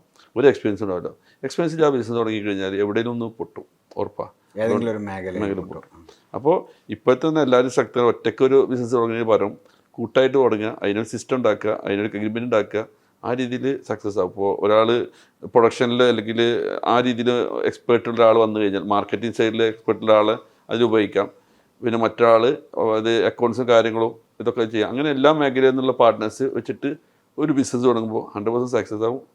അങ്ങനത്തെ രീതിയിൽ പോവുക. അല്ലെങ്കിൽ ഒറ്റയ്ക്ക് തുടങ്ങുന്നതിനോടൊപ്പം ഇത്തരം ഗ്രൂപ്പായിട്ട് തുടങ്ങുക. അതല്ലെങ്കിൽ വിജയിച്ച ആളുടെ ഒപ്പം നിന്നിട്ട് അവരുടെ പാർട്ട്ണർഷിപ്പിലോ അവരൊപ്പം ചേരുകയോ ചെയ്തിട്ട് ചെയ്യുക. പിന്നീട് സ്വന്തമായിട്ട് എന്തെങ്കിലും അതിന് എക്സ്പീരിയൻസ് ആയിക്കഴിഞ്ഞാൽ തുടങ്ങി. എല്ലാത്തിനും ഒരു വിഷൻ വേണം, അതുപോലെ മിഷനും വേണം. അതിലപ്പുറം ഒരു ഫീസിബിലിറ്റി ഉണ്ടാവണം, ഒരു നടക്കും എന്നുള്ള ഒരു തോന്നൽ വേണം. അതുപോലെ തന്നെ അതിൻ്റെ ഫിനാൻഷ്യലൊക്കെ പഠിച്ചിട്ട് നമുക്കിത് എത്ര കൊല്ലം കൊണ്ട് ഇതിൻ്റെ ROI ഉണ്ടാവും, അല്ലെങ്കിൽ 2-3 കൊല്ലം കൊണ്ടാവും. ഒരു ബ്രാൻഡ് എന്ന് പറഞ്ഞാൽ ഒരു 10 കൊല്ലം കഴിഞ്ഞാലും നമുക്ക് ലാഭം എടുത്താൽ മതി. അതുവരെ നമുക്ക് ബ്രാൻഡ് ബിൽഡ് ചെയ്യാം. അപ്പോൾ കഴിഞ്ഞാൽ നമ്മൾ ഇതുപോലെ IPOക്ക് വലിയ വാല്യുവേഷൻ കിട്ടും. പക്ഷേ ഒരു റെസ്റ്റോറൻറ്റ്, കഫ്റ്റീരിയ, സൂപ്പർ മാർക്കറ്റ് പോലെ എങ്ങനെയെങ്കിൽ നമുക്കൊരു 3 വർഷം കൊണ്ടൊക്കെ നമുക്ക് അതിൻ്റെ റിട്ടേൺ കിട്ടണം. എന്നാലേ കാര്യമുള്ളൂ. അല്ലെങ്കിൽ അത് തുടങ്ങരുത്. വെറുതെ ഇങ്ങനെ പണ്ടത്തെ പോലെ നമ്മൾ തന്നെ ക്യാഷ് ഇരിക്കുക, നമ്മൾ തന്നെ പൈസ മേടിക്കുക, ആ സിസ്റ്റത്തിലൂടെ പോകരുത്. അതിന് പകരം നല്ല രീതിയിൽ തന്നെ അതിന് സിസ്റ്റം ഉണ്ടാക്കിയിട്ട് ആ രീതിയിലേക്ക് പോകുമ്പോഴാണ് വിജയിക്കുള്ളൂ. അപ്പോൾ ഈ ബിസിനസ്സിൽ ഇനിയിപ്പോൾ നിങ്ങൾ ഇത്ര യാത്ര ചെയ്ത് പുതിയ ഓപ്പർച്യൂണിറ്റീസ് ഏതൊക്കെ മേഖലയിലാണുള്ളത്? എനിക്ക് തോന്നുന്നത് ഇനി AI കാലമാണ്. അപ്പോൾ ഇപ്പോൾ അക്കൗണ്ട്സിലായാലും ഇപ്പോൾ ഞങ്ങൾ ഒരു മിഷനറിയിലായാലും ഒക്കെ ടെക്നോ ഇപ്പോൾ ഡാർക്ക് ഫാക്ടറികൾ വരുന്നുണ്ട്, അറിയാലോ. ഒരു മനുഷ്യനും വേണ്ട ആ ഫാക്ടറിയിൽ വന്നു കഴിഞ്ഞു. അപ്പോൾ നിങ്ങൾ പേടിക്കേണ്ട ഒരുപാട് മേഖലകളുണ്ട്, ജോലി നഷ്ടപ്പെടുന്ന ഒരുപാട് മേഖലകളുണ്ട്. അപ്പോൾ കാലത്തിനനുസരിച്ച് നമുക്ക് കോലം മാറിയേ പറ്റൂ. പണ്ട് കമ്പ്യൂട്ടർ വരുമ്പോൾ എനിക്ക് ഓർമ്മയുണ്ട് 90-കളിൽ, ഓർക്കുന്നുണ്ടെന്ന് അറിയില്ല. ഇവിടുത്തെ ഗവൺമെൻറ് വരെ അതിനെതിരായിരുന്നു. അത് വന്നു കഴിഞ്ഞാൽ കുറേ ആൾക്കാർ ജോലി നഷ്ടപ്പെടുന്നു. നമ്മൾ അതൊക്കെ നോക്കി അവിടെ ഇരുന്ന് മറ്റുള്ളവരൊക്കെ പെട്ടെന്ന് ഡെവലപ്മെൻറ്റ്സ് ചെയ്ത്. അപ്പോൾ നമ്മൾ ഒന്നിനും വന്നു കഴിഞ്ഞാൽ അതിനെതിരെ നിൽക്കരുത്. നമ്മൾ ചെയ്തിൽ വേറെ ആൾ ചെയ്യും. വലിയ മാറ്റം ഉണ്ടാക്കും. അപ്പം നമ്മൾ എവിടെയൊക്കെ മനസ്സിലാക്കി, ചൈനയിൽ നന്നായിട്ട് മനസ്സിലാക്കി. അതുപോലെ തന്നെ ഇനി നമുക്ക് വരാൻ പോകുന്നത് അക്കൗണ്ട്സിലൊക്കെ ഇനി AI വരും. അപ്പോൾ നമ്മൾ അതെ, ഒരു 10 ആൾ അക്കൗണ്ട്സിലുണ്ടെങ്കിൽ ഇനി 2 ആളായിട്ട് മാറും. അപ്പോൾ നമുക്ക് എവിടെയൊക്കെ വേണ്ടി വരാന്നാൽ ഇത്രയും വരുമ്പോൾ ഞാൻ മനസ്സിലാക്കിയത് വികസിത രാജ്യങ്ങളുണ്ടല്ലോ, തൊഴിലാളികൾക്ക് ഏറ്റവും കൂടുതൽ ശമ്പളം കൊടുക്കുന്ന രാജ്യങ്ങൾ ജർമ്മനി, അല്ലെങ്കിൽ യൂറോപ്പ്, അതുപോലെ തന്നെ അമേരിക്ക ഒക്കെ. അവിടെയൊക്കെ വീണ്ടും അവർക്ക് AI വരുമ്പോൾ മാൻ പവർ ലാഭം വരും. അപ്പോൾ സ്വാഭാവികമായിട്ടും അവർക്ക് പിന്നെ അവിടെ മാൻ പവർ വല്ലാതെ വേണ്ടല്ലോ. കുടിയേറ്റം പറയും. അതാണ് നമ്മുടെ ഇവിടെ തന്നെ എന്ത് ചെയ്യേണ്ടരും. ഇനിയൊരു യൂറോപ്പിൽ നമുക്ക് ജോലി സാധ്യത കുറേ. ഇങ്ങനെ കഴിഞ്ഞ ദിവസം എൻ്റെ ഒരു ആപ്പിളിൻ്റെ ഒരു വീഡിയോ കണ്ടോന്ന് അറിയില്ല, ജർമ്മനി ഞാൻ പോയപ്പോഴേ. അവിടെ 1 കിലോ ആപ്പിൾ പറക്കണമെങ്കിൽ ഏകദേശം ഇവിടുത്തെ 2000 രൂപ വരും. അല്ല, 1 കിലോ അല്ല, 1 മണിക്കൂർ പറക്കണമെങ്കിൽ. ഇപ്പോൾ 4-5 കിലോ പറക്കും. 5 കിലോക്ക് 2000 രൂപ ആപ്പിൾ പറക്കിയാൽ നഷ്ടമല്ലേ? സ്വാഭാവികമായിട്ട് അവിടെ ആപ്പിൾ നശിച്ചു പോവാണ്. അപ്പോൾ അവിടെയൊക്കെ ഇതുപോലെ ടെക്നോളജിയും റോബോട്ടുകളും വന്നിട്ട് ഇതെല്ലാം ചെയ്യും. വരുമായിരിക്കും. അപ്പോൾ സ്വാഭാവികമായിട്ടും ഏറ്റവും വില കുറഞ്ഞിട്ടായിരിക്കും ആ വികസിത രാജ്യങ്ങളിൽ നിന്ന് നിങ്ങൾക്ക് ഈ പ്രൊഡക്റ്റ് കിട്ടുക. അതുകൊണ്ടല്ല ചൈന ലോകത്തെ ഏറ്റവും വലിയ ജനസംഖ്യയുള്ള രാജ്യം ഒരു 2 വർഷം മുമ്പ് വരെ ചൈന. അവിടെ നിന്ന് ഏറ്റവും മാൻ പവർ ചീപ്പായിരുന്നു. അതുകൊണ്ടായിരുന്നു ചൈനയിൽ നിന്ന് ഏറ്റവും വലിയ പ്രൊഡക്ട്സുകൾ വന്നിരുന്നത്. ഇപ്പം അത് ഒരുപക്ഷെ അമേരിക്കയിലൊക്കെ ഇനി AI വരുമ്പോൾ അത് കുറേ വേണ്ടൊക്കെ വരും. വികസിത രാജ്യങ്ങളൊക്കെ എന്ത് ചെയ്യും, AI വരുമ്പോൾ മാൻ പവർ ചീപ്പല്ലേ. ഇനി റോബോട്ടുകൾ ഉണ്ടാക്കുമ്പോൾ പറയായിരുന്നു 2 വർഷം കൊണ്ട് ഒരാളുടെ ലാഭം നമുക്ക് വരും അത്ര, പിന്നെ കിട്ടുന്നതൊക്കെ അവൻ്റെ ഒന്ന് ഫ്രീ ആണ്. അല്ല അപ്പോൾ അത് ശരി. അപ്പം ഞാൻ പറഞ്ഞ അതിൽ കുറച്ചുകൂടി മനുഷ്യർ ഫ്രീ ആവില്ല. ഫ്രീ ആവും. അപ്പം നമ്മൾ കുറച്ചുകൂടി ക്രിയേറ്റീവ് ആവും. ക്രിയേറ്റീവ് ആവും ഇല്ല എന്നുള്ളത് സംശയത്തിലാണ്. കാരണം എനിക്ക് ഇപ്പോഴൊന്നും പറയാൻ പറ്റില്ല. ഞാൻ ഒരു പക്ഷേ ബ്രൂണൈ പോയിട്ടുണ്ടോ അറിയില്ല. പോയിട്ടുണ്ടോ? ബ്രൂണൈ പോയിട്ടുണ്ട്. അവിടുത്തെ ആളുകൾക്ക് പുറത്ത് പോകേണ്ട കാര്യമില്ല. എന്താ വെച്ചാൽ അവിടുത്തെ രാജാവ് അവർക്ക് മാസം റേഷൻ പോലെ എല്ലാം കൊടുക്കുന്നുണ്ട്. അരി കൊടുക്കുന്നുണ്ട്, ഭക്ഷണം കൊടുക്കുന്നുണ്ട്, എല്ലാം കൊടുക്കുന്നത്. അതുകൊണ്ട് എന്ത് ചെയ്യുന്നത്, അവർ സ്വാഭാവികമായിട്ടും കുറച്ച് മടിയന്മാരാന്ന് എനിക്ക് സംശയമുണ്ട്. എന്താ വെച്ചാൽ അവർക്ക് വേറെ ഒന്നും വേണ്ട. അവർക്ക് ആകെ നമുക്ക് ഭക്ഷണം കഴിക്കാനും അതിന് പൈസ വേണ്ടത് ഇല്ല. അതിനൊക്കെ ആ ഗവൺമെൻറ് പൈസ ഇട്ടുണ്ട്. കാരണം അവർക്ക് അത്ര പെട്രോൾ അവിടുന്ന് കിട്ടുന്നുണ്ട്. അത് വിറ്റിട്ടാൽ ചില അയാൾ വലിയ ലോകത്തെ ഏറ്റവും വലിയ കോടീശ്വരൻ ആളാണ് നമ്മുടെ അടുത്ത സുൽത്താൻ. അപ്പോൾ അയാൾ പ്രജകൾക്ക് അതേപോലെ കൊടുക്കുന്നുണ്ട്. അതേപോലെ ഗവൺമെന്റിലേക്ക് അത്യാവശ്യം പൈസ പ്രജകൾക്ക് പൈസ കൊടുക്കേണ്ടി മടിയന്മാരായിക്കോട്ടെ. എല്ലാ കാലത്തും ഇപ്പൊ ഇതിലെന്താ വെച്ചാല് കാഴ്ചപ്പാടിന്റെ പ്രശ്നമല്ലേ. ആൾക്കാർ എന്നും പണിയെടുക്കണം എന്നുള്ളത് ഒരു മുതലാളിത്ത കൺസെപ്റ്റ് അല്ലേ എന്നുള്ളതാണ് എന്റെ ചോദ്യം. ചിലപ്പോൾ ഒരു പക്ഷേ അതിലേക്ക് വരും. അപ്പൊ അതിനെ കുറിച്ച് ഡീപ്പായിട്ട് പഠിച്ചിട്ടില്ലെങ്കിൽ ചോദിക്കുമ്പോഴാണ് ഓരോ കാര്യങ്ങൾ ഓർമ്മ വരുന്നത്. അതാണ് ഓരോ രാജ്യങ്ങൾ യാത്ര ചെയ്യുമ്പോൾ കാണുന്നതാണ്. അപ്പൊ ഞാൻ ഒരു പക്ഷേ എനിക്ക് ബ്രൂണൈ കണ്ടപ്പോൾ ഒരു കാഴ്ചയാണത്. അതെ. ഇപ്പൊ ഞാൻ ചോദിക്കേണ്ടത്, ഇനിയിപ്പോ AI വന്ന് ആളുകൾ ഇപ്പൊ നിങ്ങൾ പാട്ടിനെ കുറിച്ചൊക്കെ പറഞ്ഞല്ലോ, ഈ പാട്ടൊക്കെ പഞ്ഞി ഉണ്ടാക്കും സിനിമ. ഇപ്പൊ ഞങ്ങൾക്ക് ഇപ്പോ അഡ്വർടൈസ്മെന്റ് വേണ്ടിയിട്ട് നമ്മളിപ്പോ പണ്ടൊക്കെ സൗണ്ട് ഒരാളെ മേടിക്കും, നിങ്ങൾക്ക് അറിയാലോ. അപ്പോൾ നമ്മളിപ്പോ ഒരു പ്രൊഫൈല് പറയാൻ വേണ്ടി വീഡിയോ ഉണ്ടാക്കുമ്പോൾ അതിന്റെ ശബ്ദത്തിന് നമ്മൾ വലിയ പൈസ കൊടുക്കുമായിരുന്നു. ഇപ്പൊ എന്താണ് നമ്മൾ എന്താണ് അടിക്കേണ്ടത് ടൈപ്പ് ചെയ്ത് കൊടുത്തു കഴിഞ്ഞാൽ കറക്റ്റായിട്ട് ആ വോയിസ് അതിനെക്കാട്ട് നല്ല ശബ്ദത്തിൽ നമുക്ക് കിട്ടും. അതുകൊണ്ട് സിനിമയൊക്കെ ഈ സിനിമ ആക്ടേഴ്സിന് ഉള്ള ഈ പേയ്മെന്റിന്റെ ഒന്നും ആവശ്യമില്ല. കാരണം മമ്മൂട്ടി മോഹൻലാലൊക്കെ ആജീവനാന്തം AI വെച്ച് ഇവിടെ ചെയ്യാൻ പറ്റുമോ? സിനിമ പോവും, എല്ലാ മേഖലയും പോവും. അപ്പൊ മനുഷ്യൻ എന്ത് സംഭവിക്കുമെന്ന് ഇപ്പൊ നിങ്ങൾ ഈ യാത്രയിൽ നിങ്ങൾക്ക് മനസ്സിലായിണോ? ഇനി മനുഷ്യൻ എന്താ സംഭവിക്കാൻ? അപ്പോഴും നിൽക്കുന്ന ഒരു ഇൻഡസ്ട്രി ഫുഡായിരിക്കും. നിങ്ങളിപ്പോ ഉള്ള ഇൻഡസ്ട്രി നിലനിൽക്കും. ഫുഡും ഗാർമെന്റ്സും നിലനിൽക്കും. നടക്കില്ല. അതും പറയാൻ പറ്റൂല. അപ്പൊ നമുക്ക് ഉറപ്പിച്ച് പറയാൻ പറ്റില്ല. പക്ഷെ ഫുഡ് നിലനിൽക്കും. പക്ഷെ ഫുഡ് തന്നെ ഏത് കോലത്തിൽ നിലനിൽക്കും? ഒരു 2000 ഫുഡ് ഓൾമോസ്റ്റ് നമുക്ക് ഇത്ര കാലമായിട്ട് കൾച്ചർ വല്ലാതെ മാറിയിട്ടില്ല. അരി ഭക്ഷണം കഴിക്കുന്നവര് അല്ല, അതിന് പകരം എനർജി നല്ല സ്വാദിഷ്ടമായിട്ടുള്ള ഒരു കാര്യം ഉണ്ടാവില്ല. ഭക്ഷണം കഴിക്കുമ്പോൾ നമുക്ക് സ്വാദ് പറഞ്ഞ വലിയ കാര്യമാണ്. അതിലേക്ക് എന്തായാലും അത് എത്തില്ലല്ലോ. പിന്നെ തടി കുറക്കേണ്ട ഒരു ചില ക്യാപ്സുകൾ കഴിക്കുന്നുണ്ട്. അങ്ങനത്തെ ഭക്ഷണം വേണ്ടെങ്കിലും ഭക്ഷണം ഇഷ്ടമാണ്. അപ്പൊ നിങ്ങൾക്ക് വേണ്ടി ഞാൻ ബിരിയാണി ഉണ്ടാക്കിയിട്ടുണ്ട്. നിങ്ങളെ ബിരിയാണി കിട്ടുമെന്ന് വിചാരിച്ചാൽ ഞാൻ ഇന്റർവ്യൂ ഇങ്ങോട്ട് അല്ല. അതുപോലെ ഭക്ഷണം എന്തായാലും അത് വലിയ ഘടകമായിരിക്കും. ഈ ഇൻഡസ്ട്രി നിലനിൽക്കും. ഇപ്പൊ എന്തായാലും ലോകം ഇനി എവിടേക്കാ പോകണം ഒന്നും ഇപ്പൊ തന്നെ നമുക്ക് പറയാൻ പറ്റില്ല. കാരണം ഞാനിപ്പോൾ കുറേ മാറ്റങ്ങൾ കണ്ടാണ്. ഞാൻ പറഞ്ഞ ഞാൻ 92 ഗൾഫ് പോകുന്നവരെ മൊബൈൽ ഫോൺ കണ്ടിട്ടില്ല, കമ്പ്യൂട്ടർ കണ്ടിട്ടില്ല, ടാപ്പ് റെക്കോർഡ് മാത്രമേ കണ്ടുള്ളൂ, TV കണ്ടിട്ടില്ല. പറയാലോ. ദുബായ് പോയപ്പോൾ ഇങ്ങനെ പെട്ടിക്കൂട് കണ്ട TV ആദ്യമായിട്ട് ഞാൻ ദുബായിൽ നോക്കുകയാണ്. 93 ഏതോ ഒരു ഓഫീസ് പോയപ്പോൾ കമ്പ്യൂട്ടർ കണ്ടു. 94 ഞാൻ നാട്ടിൽ വന്നപ്പോൾ കമ്പ്യൂട്ടർ പഠിച്ചു.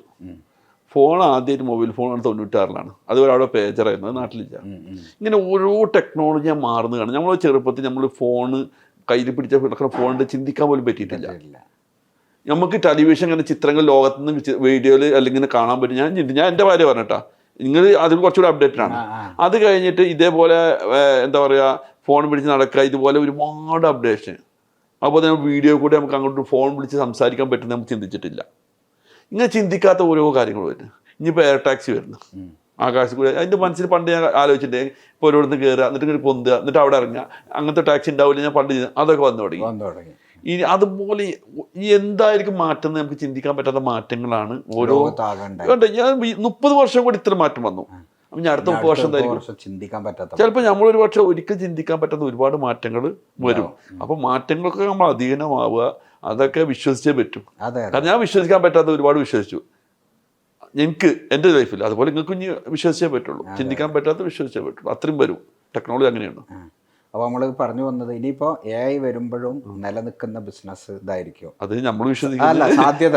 അതുകൊണ്ട് ഞാൻ പറയുന്നത്. കാരണം എല്ലാവരും പിന്നെ അതിലേക്ക് വരും, നമുക്ക് കോമ്പറ്റീഷൻ വരും.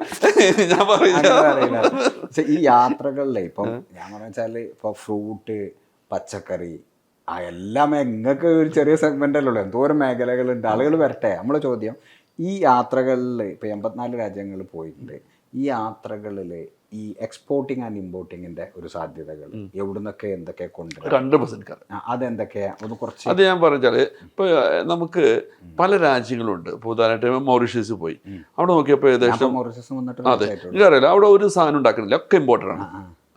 അപ്പോൾ അവിടേക്ക് വേണ്ട ഏറ്റവും എവിടെ നിന്നാണ് കൊണ്ടുപോകാൻ പറ്റുന്നത് ഞാൻ ഒരുപാട് പഠിച്ചു. അപ്പോൾ ദുബായിൽ നിന്ന് ഒരുപാട് പ്രൊഡക്ട്സ് ഞാൻ പോയപ്പോൾ തന്നെ അവിടെ നട്സിൻ്റെ ഷോപ്പുകളില്ല. ഒരു എക്സാമ്പിൾ പറയണം. അപ്പോൾ എൻ്റെ ഫ്രണ്ട് നട്സ് അവരെ ഏൽപ്പിച്ചു, അവർ ഡീലായി, അവിടെ 2 ഷോപ്പ് ഇടാൻ കരാറായി. അപ്പം അതൊരു ടൈം. അപ്പോൾ അങ്ങനെ ഒരുപാട് ഒരു രാജ്യത്ത് പോയിട്ട് അവിടുത്തെ ഒരു പെസ്റ്റൽ സ്റ്റഡി നടത്തുക. ആ സ്റ്റഡി നടത്തിയിട്ട് അവിടേക്ക് ആവശ്യമുള്ള എല്ലാം ചെയ്യാൻ പറ്റും. അത് ഓരോ ഡിപ്പെൻസ് ആണ്. അവർ തുടങ്ങിയോ? തുടങ്ങി. അത് നമ്മളെ യുക്കാൻ്റെ ഒരു കമ്പനിയുണ്ട്, കല്ലട ഗ്രൂപ്പ്. അവർ ഏകദേശം എഗ്രിമെന്റ് 2 ഷോപ്പ്. അപ്പോൾ അതേപോലെ അത് നമുക്ക് ഒരു രാജ്യത്ത് മെഡഗാസ്കറിൽ പോയി, അവിടെ ഏറ്റവും കൂടുതൽ എക്സ്പോർട്ട് പോകുന്നത് അവിടെ മറ്റേ ഇതാണ്, ഇത് ഫ്രൂട്ട്സ്. അതിലപ്പുറം മറ്റേ ഇതാണ്, മറ്റേ എന്താ പറയുക, അവിടുന്ന് സ്വർണ്ണമുണ്ട്, അത് നമുക്ക് എന്തായാലും പറ്റാത്തതാണ്. പിന്നെ ഉള്ളത് തന്നെ കോഫി. അവിടെ കോഫിയിലപ്പുറം മറ്റെന്താ പറയുക, കൊക്കോ. ഏറ്റവും കൂടുതൽ പോകുന്നത് അവിടുത്തെ കൊക്കോ ആണ്. കൊക്കോ അവിടുന്ന് ഏറ്റവും കൂടുതൽ. അപ്പോൾ മറ്റേ ഒരുപാട് നമ്മളറിയാത്ത ഒരുപാട് പ്രോഡക്ട്സുകൾ അവിടുന്ന് ലോകത്തേക്ക് പോകുന്നുണ്ട്. പക്ഷെ ആ രാജ്യം വളരെ ദരിദ്രമാണ്. എന്തുകൊണ്ടാന്ന് വെച്ചാൽ അവിടെ മേടിക്കുന്ന കംപ്ലീറ്റ് വലിയ ഒരു ₹100 ഗവൺമെന്റിലേക്ക് പോകണമെങ്കിൽ $900 ഉണ്ടാക്കുന്നത് ആരാണ്? അവിടുത്തെ ഉദ്യോഗസ്ഥരും അവിടുത്തെ അഴിമതിയാണ്. അതാണ് ആ രാജ്യം. ഒരുപാട് സോഴ്സുള്ള രാജ്യമാണ്, റിസോഴ്സസ് ഉള്ള. സ്വർണം അത്ര റിസോഴ്സുള്ള രാജ്യമാണ്, ഒരുപാടുണ്ട്. അതുപോലെ എല്ലാ ആഫ്രിക്കൻ രാജ്യങ്ങളും. പക്ഷേ അവിടുത്തെ ഈ അഴിമതിയും കാര്യങ്ങളാണ്. അപ്പോൾ അവിടേക്ക് ഒന്നും ഇമ്പോർട്ട് ചെയ്യാൻ കാര്യമായിട്ടില്ല. നേരെ മൗറീഷ്യസ് പോയപ്പോഴാണ് അവിടുന്ന് ഇങ്ങോട്ട് എന്തും കൊണ്ടുവരാം. പ്രത്യേകിച്ച് എല്ലാ ഫ്രൂട്ട്സും നിങ്ങൾ പറഞ്ഞ പോലെ അവിടെ ഉണ്ട്. കൊക്കോ വെളിയിൽ തന്നെ നമ്പർ 1 കൊക്കോ രാജ്യങ്ങളൊന്നാണത്. അപ്പോൾ അവിടുത്തെ ഗ്രാമ്പു ഭയങ്കര ക്വാളിറ്റിയുള്ള ഗ്രാമ്പാണ് അടുത്ത്, നന്നായിട്ട് പോകുന്നുണ്ട്. മഡഗാസ്കറിലെ ഗ്രാമ്പ് ലോകത്ത് എല്ലായിടത്തും എത്തുന്നുണ്ട്. ഫ്രഞ്ച് കമ്പനികളാണ് ശരിക്കും അവിടെ. അതായത് ഞാൻ മനസ്സിലാക്കിയത്, ലോകത്ത് ഫ്രാൻസിന്റെ കയ്യിൽ എത്രയോ രാജ്യങ്ങളുണ്ടായിരുന്നു.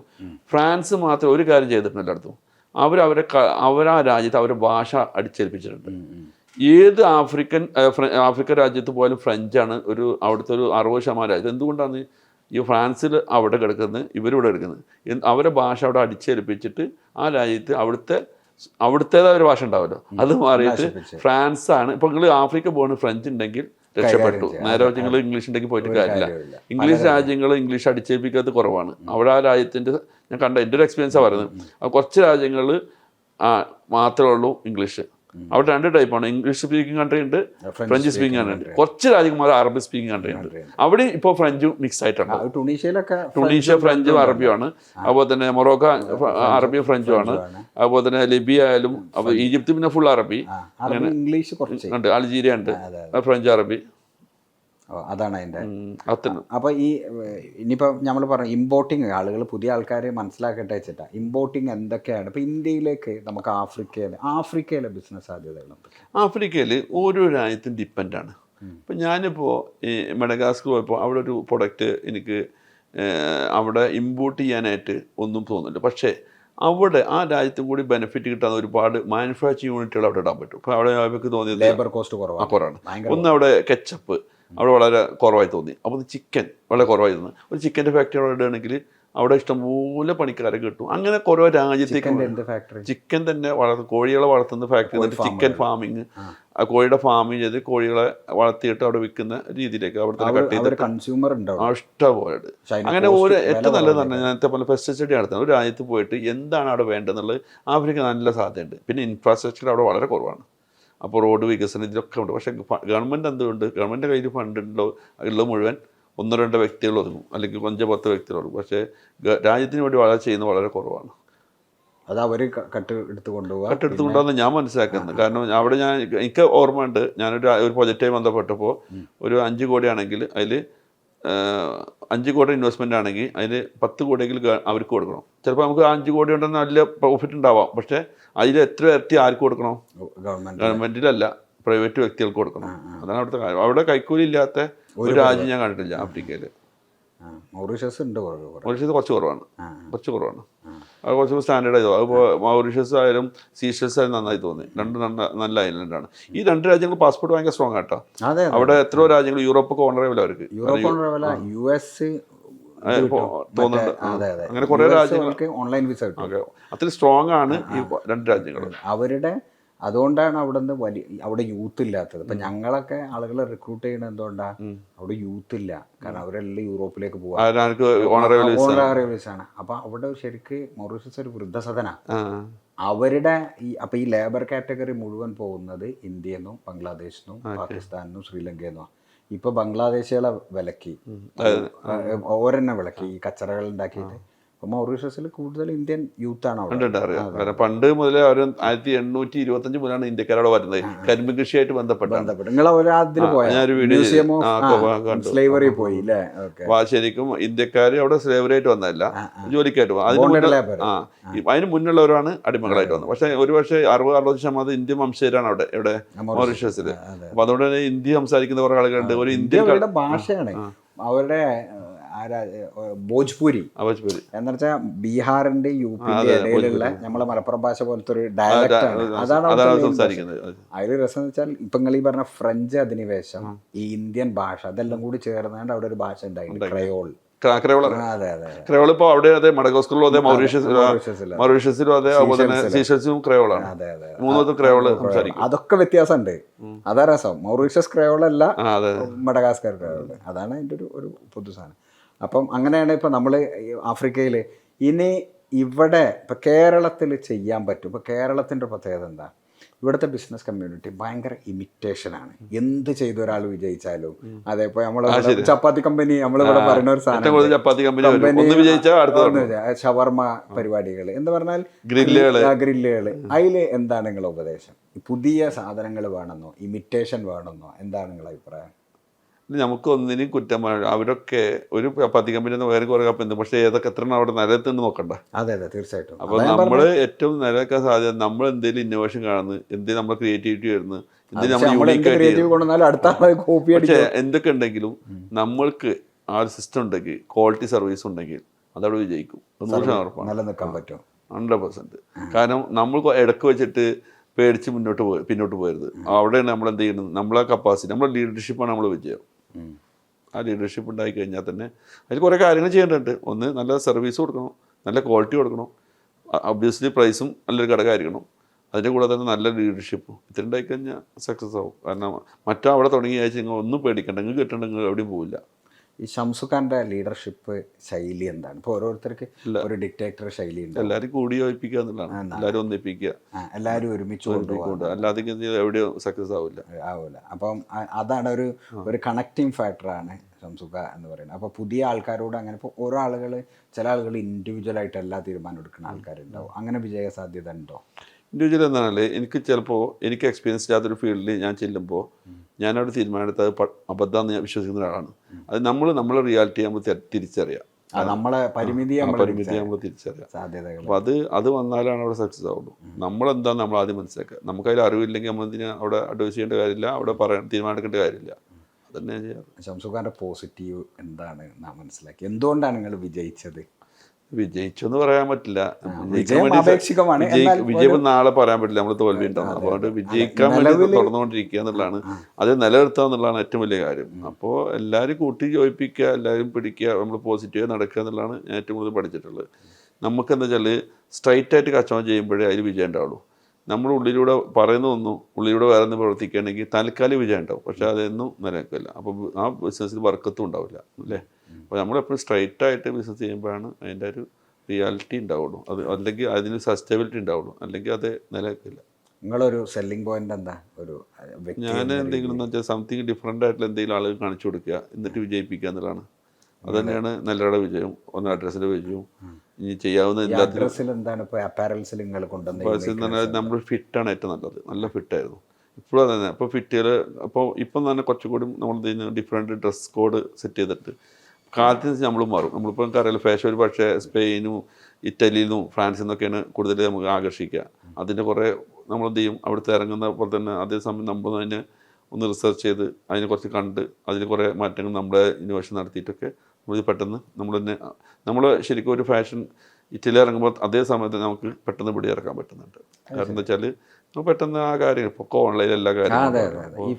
ഈ ഫാഷൻ രംഗത്തെ കൊറിയൻ സ്വാധീനത്തെക്കുറിച്ച് മനസ്സിലാക്കിയത്? കൊറിയൻ സ്വാധീനം ഒരുപക്ഷെ എനിക്ക് അറിയാലോ, കുറച്ചൊക്കെ ട്രെൻഡ് കൊണ്ടുവന്ന് ഇപ്പോൾ ഈടായിട്ട് അവരാണ്. അപ്പോൾ ആ ട്രെൻഡ് ഒരു ഒബ്വിയസ്ലി ആളുകൾക്ക് ഇഷ്ടമാണ്. പക്ഷെ അതിൻ്റെ കൂടെ തന്നെ എന്നും നിലനിൽക്കുന്ന ഒരു ഫിറ്റ് ഏതാണ്? ഇറ്റാലിയൻ ഫിറ്റാണ്. അപ്പോൾ അതുകൊണ്ട് ഒരു ഭാഗത്ത് ഈ കൊറിയൻ സാധനങ്ങൾ ചെയ്തിരുന്നു. അതിന് 3/4 അല്ലെങ്കിൽ ആ ലൂസ് ഫിറ്റൊക്കെ അവരുടെ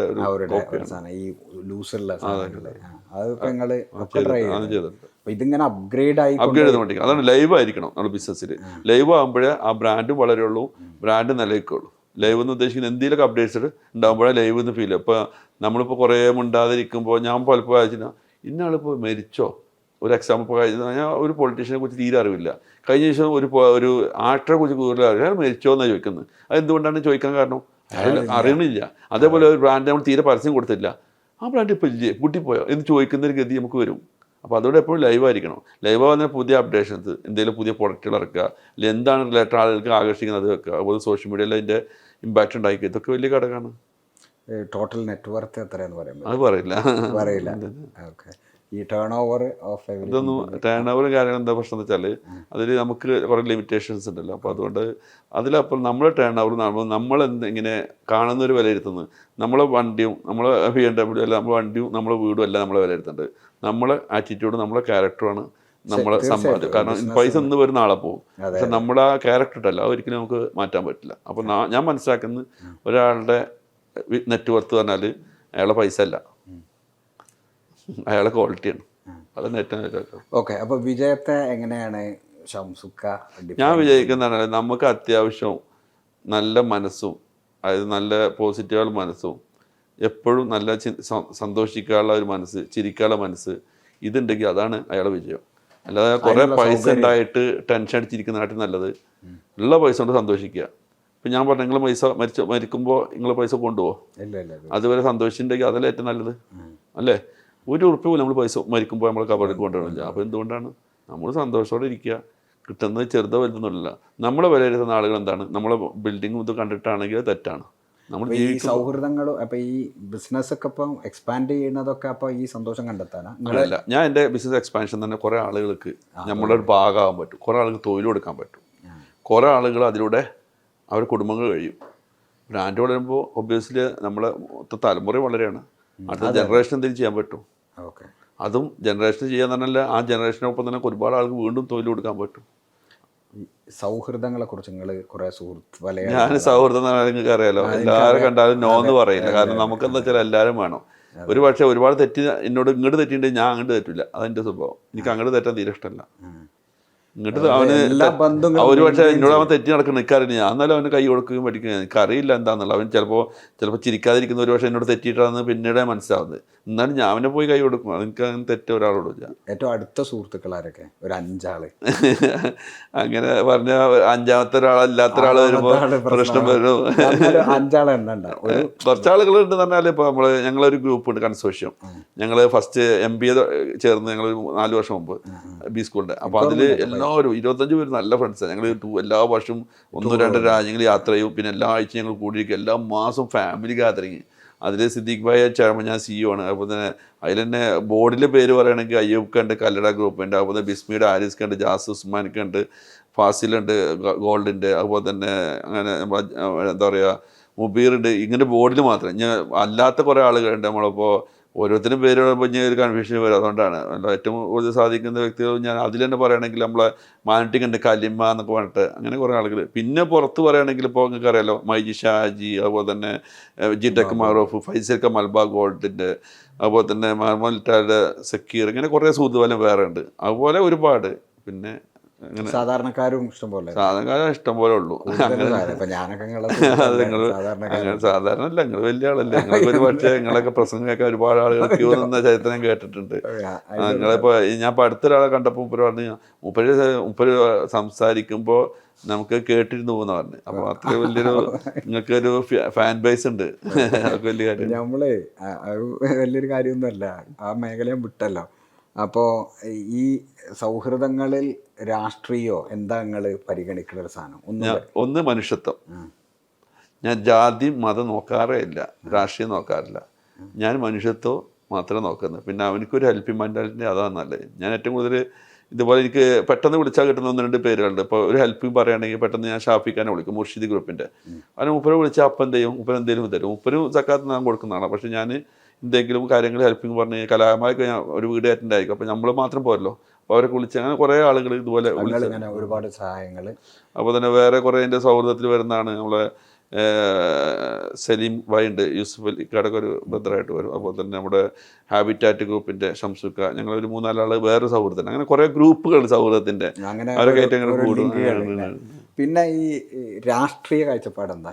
രാഷ്ട്രീയ കാഴ്ചപ്പാട് എന്ന് പറഞ്ഞാൽ ശരിക്കും പൊളിറ്റിക്സ് ഞാൻ മനസ്സിലാക്കിയത് നമ്മുടെ പൊളിറ്റിക്സിൽ ഒന്നിനും വിശ്വസിക്കാതെ തന്നെ എല്ലാവരും നമ്മുടെ കയ്യിൽ കിട്ടും. അങ്ങനെയെന്ന് വെച്ചാൽ സ്വാധീനമല്ല ഞാൻ ഉദ്ദേശിക്കുന്നത്. എല്ലാവരും സൗഹൃദമായി കഴിഞ്ഞാൽ എല്ലാവരും നല്ലവരാണ്. അടുത്ത് പോവാം. ആരോടൊക്കെ രാഷ്ട്രീയത്തിൽ സൗഹൃദങ്ങൾ? എല്ലാവരുമായിട്ട് സൗഹൃദമുണ്ട്. ഒരാളുണ്ട്. അതുപോലെ തന്നെ CPM കൺഫ്യൂഷൻ ഉണ്ടാക്കേണ്ട നിങ്ങളെല്ലാവരും വേണമല്ലോ നിങ്ങൾക്ക്. അപ്പം നിങ്ങൾ ഈ വലിയ സൗഹൃദം, വലിയ കുറേ രാഷ്ട്രീയ ഒരുപാട് വിശാലമായ ഇതിലൂടെ നമ്മൾ കടന്നുപോയി. പുതിയ ആൾക്കാർ ബിസിനസ്സിലേക്ക് തന്നെ, കാരണം ഇനി ജോബിനേക്കാളൊക്കെ കൂടുതൽ ആളുകൾ ബിസിനസ്സിലേക്കാണ് വരിക. അപ്പോൾ അവരുടെ ഇപ്പോൾ ഈ കുറേ സ്റ്റാർട്ടപ്പുകൾ ഉണ്ടാകുന്നുണ്ടല്ലോ നമ്മുടെ നാട്ടിൽ. അപ്പോൾ ഈ സ്റ്റാർട്ടപ്പുകളുടെ പ്രത്യേകത എന്ത്? പെട്ടെന്നുണ്ടാവും, പെട്ടെന്ന് പൊട്ടുകയും ചെയ്യും. അതിനെക്കുറിച്ചുള്ള ഇപ്പോൾ ഒരു ഉദാഹരണത്തിന് നിങ്ങൾ ഓൺലൈൻ വിദ്യാഭ്യാസ രംഗത്ത് വലിയ ഒരു സ്റ്റാർട്ടപ്പായിരുന്നു ബൈജൂസ്. കോടിക്കണക്കിന് രൂപ എന്ന് വെച്ചാൽ ബൈജൂസ് യൂസുഫ് അലിഖാനൊക്കെ 2 കൊല്ലം കൊണ്ട് വെട്ടിച്ചു പോയിരുന്നു. ഏറ്റവും സമ്പന്നനായ മലയാളിയായിട്ട് നിങ്ങൾക്ക് അറിയില്ല അത്? ഓരോ പരിചയം ഉണ്ടോ? അറിയാം. ഓക്കെ. ആ ബിസിനസ് മോഡൽ നമ്മുടെ നാട്ടിൽ ഈ ടെക്നോളജി കൊണ്ടുവരാൻ പോവുകയാണ്. അപ്പോൾ ഈ കൺവെൻഷണൽ ബിസിനസ്സുകൾക്ക് എത്തിപ്പിടിക്കാൻ പറ്റാത്ത ഉയരത്തിലേക്ക് വരെ പോകും. അതിനെക്കുറിച്ച് എന്താ അഭിപ്രായം? അങ്ങനെ ഒരു ആലോചന നടത്തിയിട്ടുണ്ടോ? കാരണം ഞാനും സ്റ്റാർട്ടപ്പുകളിലൊക്കെ കുറേ ശ്രദ്ധിച്ച് നോക്കിയിട്ടുണ്ട്. പക്ഷെ ഞാൻ ആലോചിക്കുന്നത് വെച്ചാൽ സ്റ്റാർട്ടപ്പുകൾ നമുക്കൊരു ഉറപ്പ് പറയാൻ പറ്റില്ല അത് എന്താവും എന്നുള്ളത്. അത് വലിയൊരു ഘടകമാണ്. അപ്പോൾ ഇനി വേറെ ഞാൻ കണ്ടത് ഈ സ്റ്റാർട്ടപ്പുകളപ്പോൾ എല്ലാവരും ഓൺലൈനിൽ ട്രേഡ് ചെയ്തിട്ട് പൈസ ഉണ്ടാക്കുന്ന സംവിധാനത്തിലൊക്കെ ആളുകൾ കുറേ വന്നിട്ടുണ്ട്. എനിക്ക് ഒരു പക്ഷേ അതിനോട് അത്ര യോജിപ്പില്ല. പൈസ ഉണ്ടാക്കാൻ പറ്റുന്നുണ്ട്. നമ്മളിപ്പോൾ അത് ശരിയും തെറ്റെന്നുള്ളതൊക്കെ പറയുന്നുണ്ടെങ്കിലും ഞാൻ അതിലങ്ങോട്ട് കുറച്ചുകൂടി ക്രിയേറ്റീവായിട്ട് വർക്ക് ചെയ്തിട്ട് പൈസ ഉണ്ടാക്കുന്നതിലാണ് താല്പര്യം. പൈസ മാത്രം പോരല്ലോ, കുറച്ച് ആളുകൾ തൊഴിൽ, കുറച്ച് ഇത് അങ്ങനെയൊക്കെ വരുമ്പോൾ അതെ, അപ്പോഴാണ് നമുക്കൊരു ഫീൽ. ഒരു യഥാർത്ഥ ബിസിനസ് തന്നെ കുറേ ആളുകൾ തൊഴിൽ കൊടുക്കുക. അല്ലാതെ നിങ്ങളിപ്പോൾ ഓൺലൈൻ ട്രേഡ് ചെയ്തിട്ട് 5 കോടി ഉണ്ടാക്കണായിട്ട് നല്ലത് ആ 5 കോടി ഒരു 100 ആൾക്ക് തൊഴിൽ കൊടുത്തിട്ട് അല്ലെങ്കിൽ ഉണ്ടാക്കി അതിന് കുറച്ച് സാറ്റിസ്ഫാക്ഷൻ ഉണ്ടാവും. അതിന് റിസ്ക് ഉണ്ട്, പക്ഷേ ഭയങ്കര ഇതാണ്. അപ്പോൾ ഞാനൊക്കെ പുതിയ തലമുറ കച്ചവടം ചെയ്യാൻ എന്തിനുണ്ടെങ്കിൽ എനിക്കറിയുന്ന അഡ്വൈസൊക്കെ എനിക്ക് ഒരു ഉറപ്പ് തന്നിട്ടില്ലെങ്കിൽ ഞാൻ കൊടുക്കാൻ തയ്യാറാണ്. അപ്പോൾ കേൾക്കുന്ന ആരുണ്ടെങ്കിലും അവരുടെ മോഡലോ കാര്യങ്ങളോ പറയുകയാണെങ്കിൽ എന്ത് ചെയ്യും, ഞാൻ എൻ്റേതായ ഇത് എക്സ്പീരിയൻസ് വെച്ചിട്ട് നമുക്ക് അതിൻ്റെ എനിക്കറിയുന്ന എക്സ്പീരിയൻസ്, ഞാൻ അറിയാത്ത പറയില്ല. അപ്പോൾ കഴിഞ്ഞ ദിവസം ഞങ്ങളോട് പറഞ്ഞപ്പോൾ തന്നെ ഒരാൾ കഫ്റ്റീരിയ തുടങ്ങണമെന്ന് പറഞ്ഞു, അല്ലെങ്കിൽ കോഫി ഷോപ്പ്. അപ്പോൾ ഞാൻ എന്ത് ചെയ്തു, അവൻ്റെ യൂണീക്ക് എന്താണെന്ന് നോക്കി. അവന് ഒരു പ്രത്യേക പ്രൊഡക്റ്റ് ഉണ്ട്, അവൻ്റെ എക്സ്പീരിയൻസും അവൻ്റെ ഒപ്പമുള്ള പാർട്ട്നേഴ്സിൻ്റെ എക്സ്പീരിയൻസ് നോക്കിയപ്പോൾ പറഞ്ഞു നിങ്ങൾക്ക് നല്ല മോഡലാണ്, എല്ലാവരും സപ്പോർട്ട് ഞാൻ തരാറുണ്ട്. നമ്മളൊന്നും ആഗ്രഹിക്കുന്നതല്ല. അതേപോലെ ആരെന്ത് പറയുകയാണെങ്കിലും നമുക്ക് സമയമുണ്ടെങ്കിൽ അതിന് സപ്പോർട്ടീവായിട്ട് നിന്ന് കൊടുക്കും. ഓക്കെ. അപ്പോൾ ഈ നമുക്കിത് അവസാനിപ്പിക്കാം, ഞങ്ങളെ സമയവും നമ്മളെ സമയമൊക്കെ. അപ്പോൾ നമ്മൾ ഈ പുതിയ തലമുറയിൽ ബിസിനസ് ചെയ്യുന്ന ആളുകൾ ഈ മേഖലയിലേക്ക് കടന്നു വരട്ടെ. അവസാനത്തെ ചോദ്യം, ഷംസുക്ക എങ്ങനെ അറിയപ്പെടാനാണ് ആഗ്രഹിക്കുന്നത്? എങ്ങനെ ഓർമ്മിക്കപ്പെടാനാണ് ആഗ്രഹിക്കുന്നത്? ഇപ്പോൾ നിങ്ങൾ ഇങ്ങനെ ലൈവിൽ നിൽക്കുകയാണല്ലോ, നമ്മളിതൊക്കെ അവസാനിക്കുമല്ലോ, വളരെ ഓപ്പണായി ചോദിച്ചാൽ എങ്ങനെ ഓർമ്മിക്കപ്പെടാനാണ് ആഗ്രഹിക്കുന്നത്? എല്ലാവരുടെ മനസ്സിലും എന്താ പറയുക, എപ്പോഴും നിറഞ്ഞിരിക്കണമെങ്കിൽ അവർക്കൊക്കെ എന്തെങ്കിലും ഹെൽപ്പായിട്ട് കൊടുക്കാറുള്ളല്ലേ. അപ്പോൾ എല്ലാവർക്കും സപ്പോർട്ടീവായിട്ടുള്ള ഒരു ബിസിനസ്സുകാരൻ, അതിലപ്പുറം എല്ലാവരും സ്നേഹിക്കുന്ന ഒരു ബിസിനസ്സുകാരൻ എന്ന രീതിയിൽ അറിയാനാണ് ആഗ്രഹിക്കുന്നത്. അതിന് വേണ്ട എല്ലാം ചെയ്യുന്നുണ്ട്. അത് നമ്മളൊരാളെ കാണിച്ചിട്ടോ ചെയ്തിട്ടോ അല്ല, പക്ഷേ എല്ലാവർക്കും ഞാൻ ചെയ്യുന്നുണ്ട് എൻ്റെ. പക്ഷേ പലർക്കും അതിൽ ദേഷ്യം ഉണ്ടാവും. കാര്യം ചിലപ്പോൾ 100 ആൾ വിളിച്ചാൽ നമുക്ക് ഒരു 50 ആളെങ്കിലും നമുക്ക് ഫുൾഫിൽ ചെയ്യാൻ പറ്റില്ല. അപ്പോൾ അതും ദേഷ്യത്തിന് വരാം. പക്ഷെ എന്നാലും എൻ്റെ മനസ്സ് പോസിറ്റീവാണ്. ഒരാളെ ഉപദ്രവിക്കാനോ ബുദ്ധിമുട്ടിക്കാനല്ല, വളരെ എനർജറ്റിക്കാണ്. എനിക്ക് ചെയ്യാൻ പറ്റുന്നതെല്ലാം ഞാൻ ചെയ്തു കൊടുക്കും. ഒരാളെ ഞാൻ ഉപദ്രവിക്കാറില്ല. അതാണ് ഞാൻ പഠിച്ചിട്ടുള്ളത്. ഷംസുക്കാക്ക് ശത്രുക്കളുണ്ടോ? ഏത് നല്ലവനക്കും ശത്രുക്കളുണ്ടാവും. എങ്ങനെയെന്ന് വെച്ചാൽ അസൂയ കൂടുന്നവർക്കാണ് ശത്രുക്കളുണ്ടാവുക. അതെല്ലാവർക്കും ഉണ്ടാവുമല്ലോ. അസൂയ കൂടുക എങ്ങനെയാണ്, എനിക്ക് അതുവരെ എത്താൻ പറ്റിയില്ല എന്നുള്ള ആൾക്കും അല്ലേ. അങ്ങനെ സ്വാഭാവികമായിട്ടും അസൂയാവും. ആ അസൂയ കൂടി കൂടി കൂടി കൂടി വന്നിട്ട് എന്ത് ചെയ്യും, ശത്രുത കൂടിയിട്ട് സ്വാഭാവികമായിട്ടും ചിലപ്പോൾ പലപ്പോഴും ഉപദ്രവിക്കാൻ ശ്രമിക്കുമോ? ഇല്ല, ഇതുവരെ എനിക്ക് ഉപദ്രവമൊന്നും ഉണ്ടായില്ല. പക്ഷേ അത് ഉണ്ടാവുമായിരിക്കും ഒരു പക്ഷേ, അത് ഞാൻ പറയാനില്ല. പക്ഷെ ഞാൻ മനസ്സിലാക്കുന്നത് നമ്മൾ പോസിറ്റീവ് നടക്കുക, നമ്മൾ നെഗറ്റീവ്സിൻ്റെ പിന്നാലെ പോകാതിരിക്കും. പോകുന്നില്ല. അപ്പോൾ ഒരു നല്ല മനുഷ്യനായി ഓർമ്മിക്കപ്പെടണം. നിങ്ങളുണ്ടാക്കിയ സമ്പത്തിൻ്റെ എന്നും നെല്ലറ എത്ര നൂറ്റാണ്ടുകളോ നിലനിൽക്കണം, ആ നൂറ്റാണ്ടുകൾ നെല്ലറയുടെ പിന്നിൽ ഇങ്ങനത്തെ ഒരാളുണ്ടെന്ന് ഓർക്കണം. അതാണ്. അപ്പം അങ്ങനെ ഓർമ്മിക്കപ്പെടട്ടെ എന്ന് പറഞ്ഞു. നല്ലൊരു അത് പ്രത്യേകം ശ്രദ്ധിക്കേണ്ടത്, ക്വാളിറ്റി മാത്രമാണ് ഈ നെല്ലറയിലെ അഡ്രസ്സിൽ ഞാൻ ചെയ്തിട്ടുള്ളത്. അത് ലോകം മുഴുവൻ ക്വാളിറ്റിയിലൂടെയുള്ള ഒരു സാധനം ഉണ്ടാക്കിയ ഒരാളെന്ന് ഇതിൽ, എൻ്റെ പിന്നിൽ പ്രവർത്തിച്ച ആളെന്ന് ഇതിൽ അറിയട്ടെ. ഒരുപാട് കലാകാരന്മാരെ സഹായിച്ചിട്ടുണ്ട് അവർ. അതേപോലെ പുതിയ തലമുറയും അന്നത്തെ കലാകാരന്മാർ ഇതുപോലെ, കാരണം കലാകാരന്മാരൊക്കെ ഉണ്ടാകുമ്പോഴാണ് ഒരു രാജ്യമുള്ളിലേക്ക് നമ്മൾ മനുഷ്യനാവുള്ളൂ. അവരൊക്കെ അപ്പോൾ അവരൊക്കെ നിലനിർത്താൻ വേണ്ടി എല്ലാ സപ്പോർട്ടും എല്ലാവരിലേക്കും ഉണ്ടാവണം. അവർ നിലനിൽക്കണം അല്ലേ. അവർക്ക് ചിലപ്പോൾ ജോലി ചെയ്യാൻ പറ്റിക്കോളന്നില്ല, അവരുടെ ജോലി അതാണ്. അവരൊക്കെ ഉണ്ടെങ്കിൽ നമ്മളുണ്ടാവുള്ളൂ. കാരണം കല ഉണ്ടെങ്കിൽ നമുക്ക് സ്നേഹം ഉണ്ടാവുള്ളൂ. സ്നേഹം ഉണ്ടെങ്കിൽ നമുക്ക് അവിടെ സൗഹൃദവും കാര്യങ്ങളൊക്കെ ഉണ്ടാവുള്ളൂ. അതൊക്കെ വരാൻ വേണ്ടി എല്ലാവരും എന്ത് ചെയ്യുക, അങ്ങോട്ട് സപ്പോർട്ടീവായിട്ട് നിൽക്കുക. എല്ലാവർക്കും എന്തെങ്കിലും ഗുണം ചെയ്യുന്നുള്ളത് മനസ്സിലാക്കുക. ഈ സിനിമയിൽ ഒന്നുമില്ല, പടകം തന്നെ സിനിമ തന്നെ കാണില്ല, സമയം കിട്ടാത്തതുകൊണ്ടാണ്. അഥവാ എമിറേറ്റ്സിൽ നിന്ന് ഏതൊരു സിനിമ ഓണായി കഴിഞ്ഞാൽ അപ്പോൾ ഉറക്കം വരും.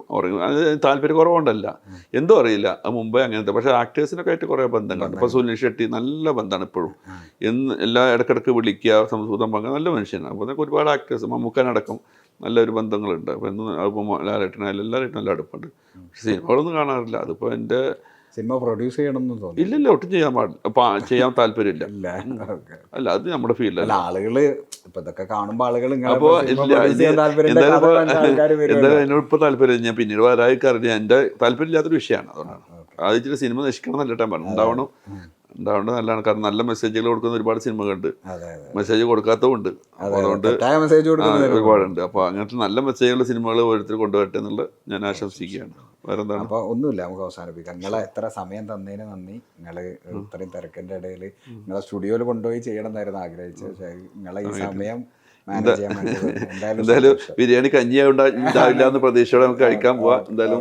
എന്തായാലും എനിക്ക് കുറേ കാലമായിട്ടാണ് റൂമിയായിട്ട് അറിയാം. റൂമി എന്ന് പറഞ്ഞാൽ ഒരു വലിയൊരു, എനിക്ക് അറിയുന്നതെന്ന് വെച്ചാൽ പണ്ട് കുറേ എന്താ പറയുക യൂട്യൂബിലൂടെ നേരിട്ടൊക്കെ ഒരുപാട് കണ്ടിട്ട് എന്തായാലും സന്തോഷം. നിങ്ങൾ വിളിച്ചപ്പോൾ എനിക്ക് സമയത്തിനെത്താൻ പറ്റിയില്ല. പക്ഷെ ഇന്ന് അതിന് സാഹചര്യം ഒത്ത് കാണുന്ന എല്ലാവരോടും റൂമി ചെറുതല്ല, വലിയ ആളാണ്.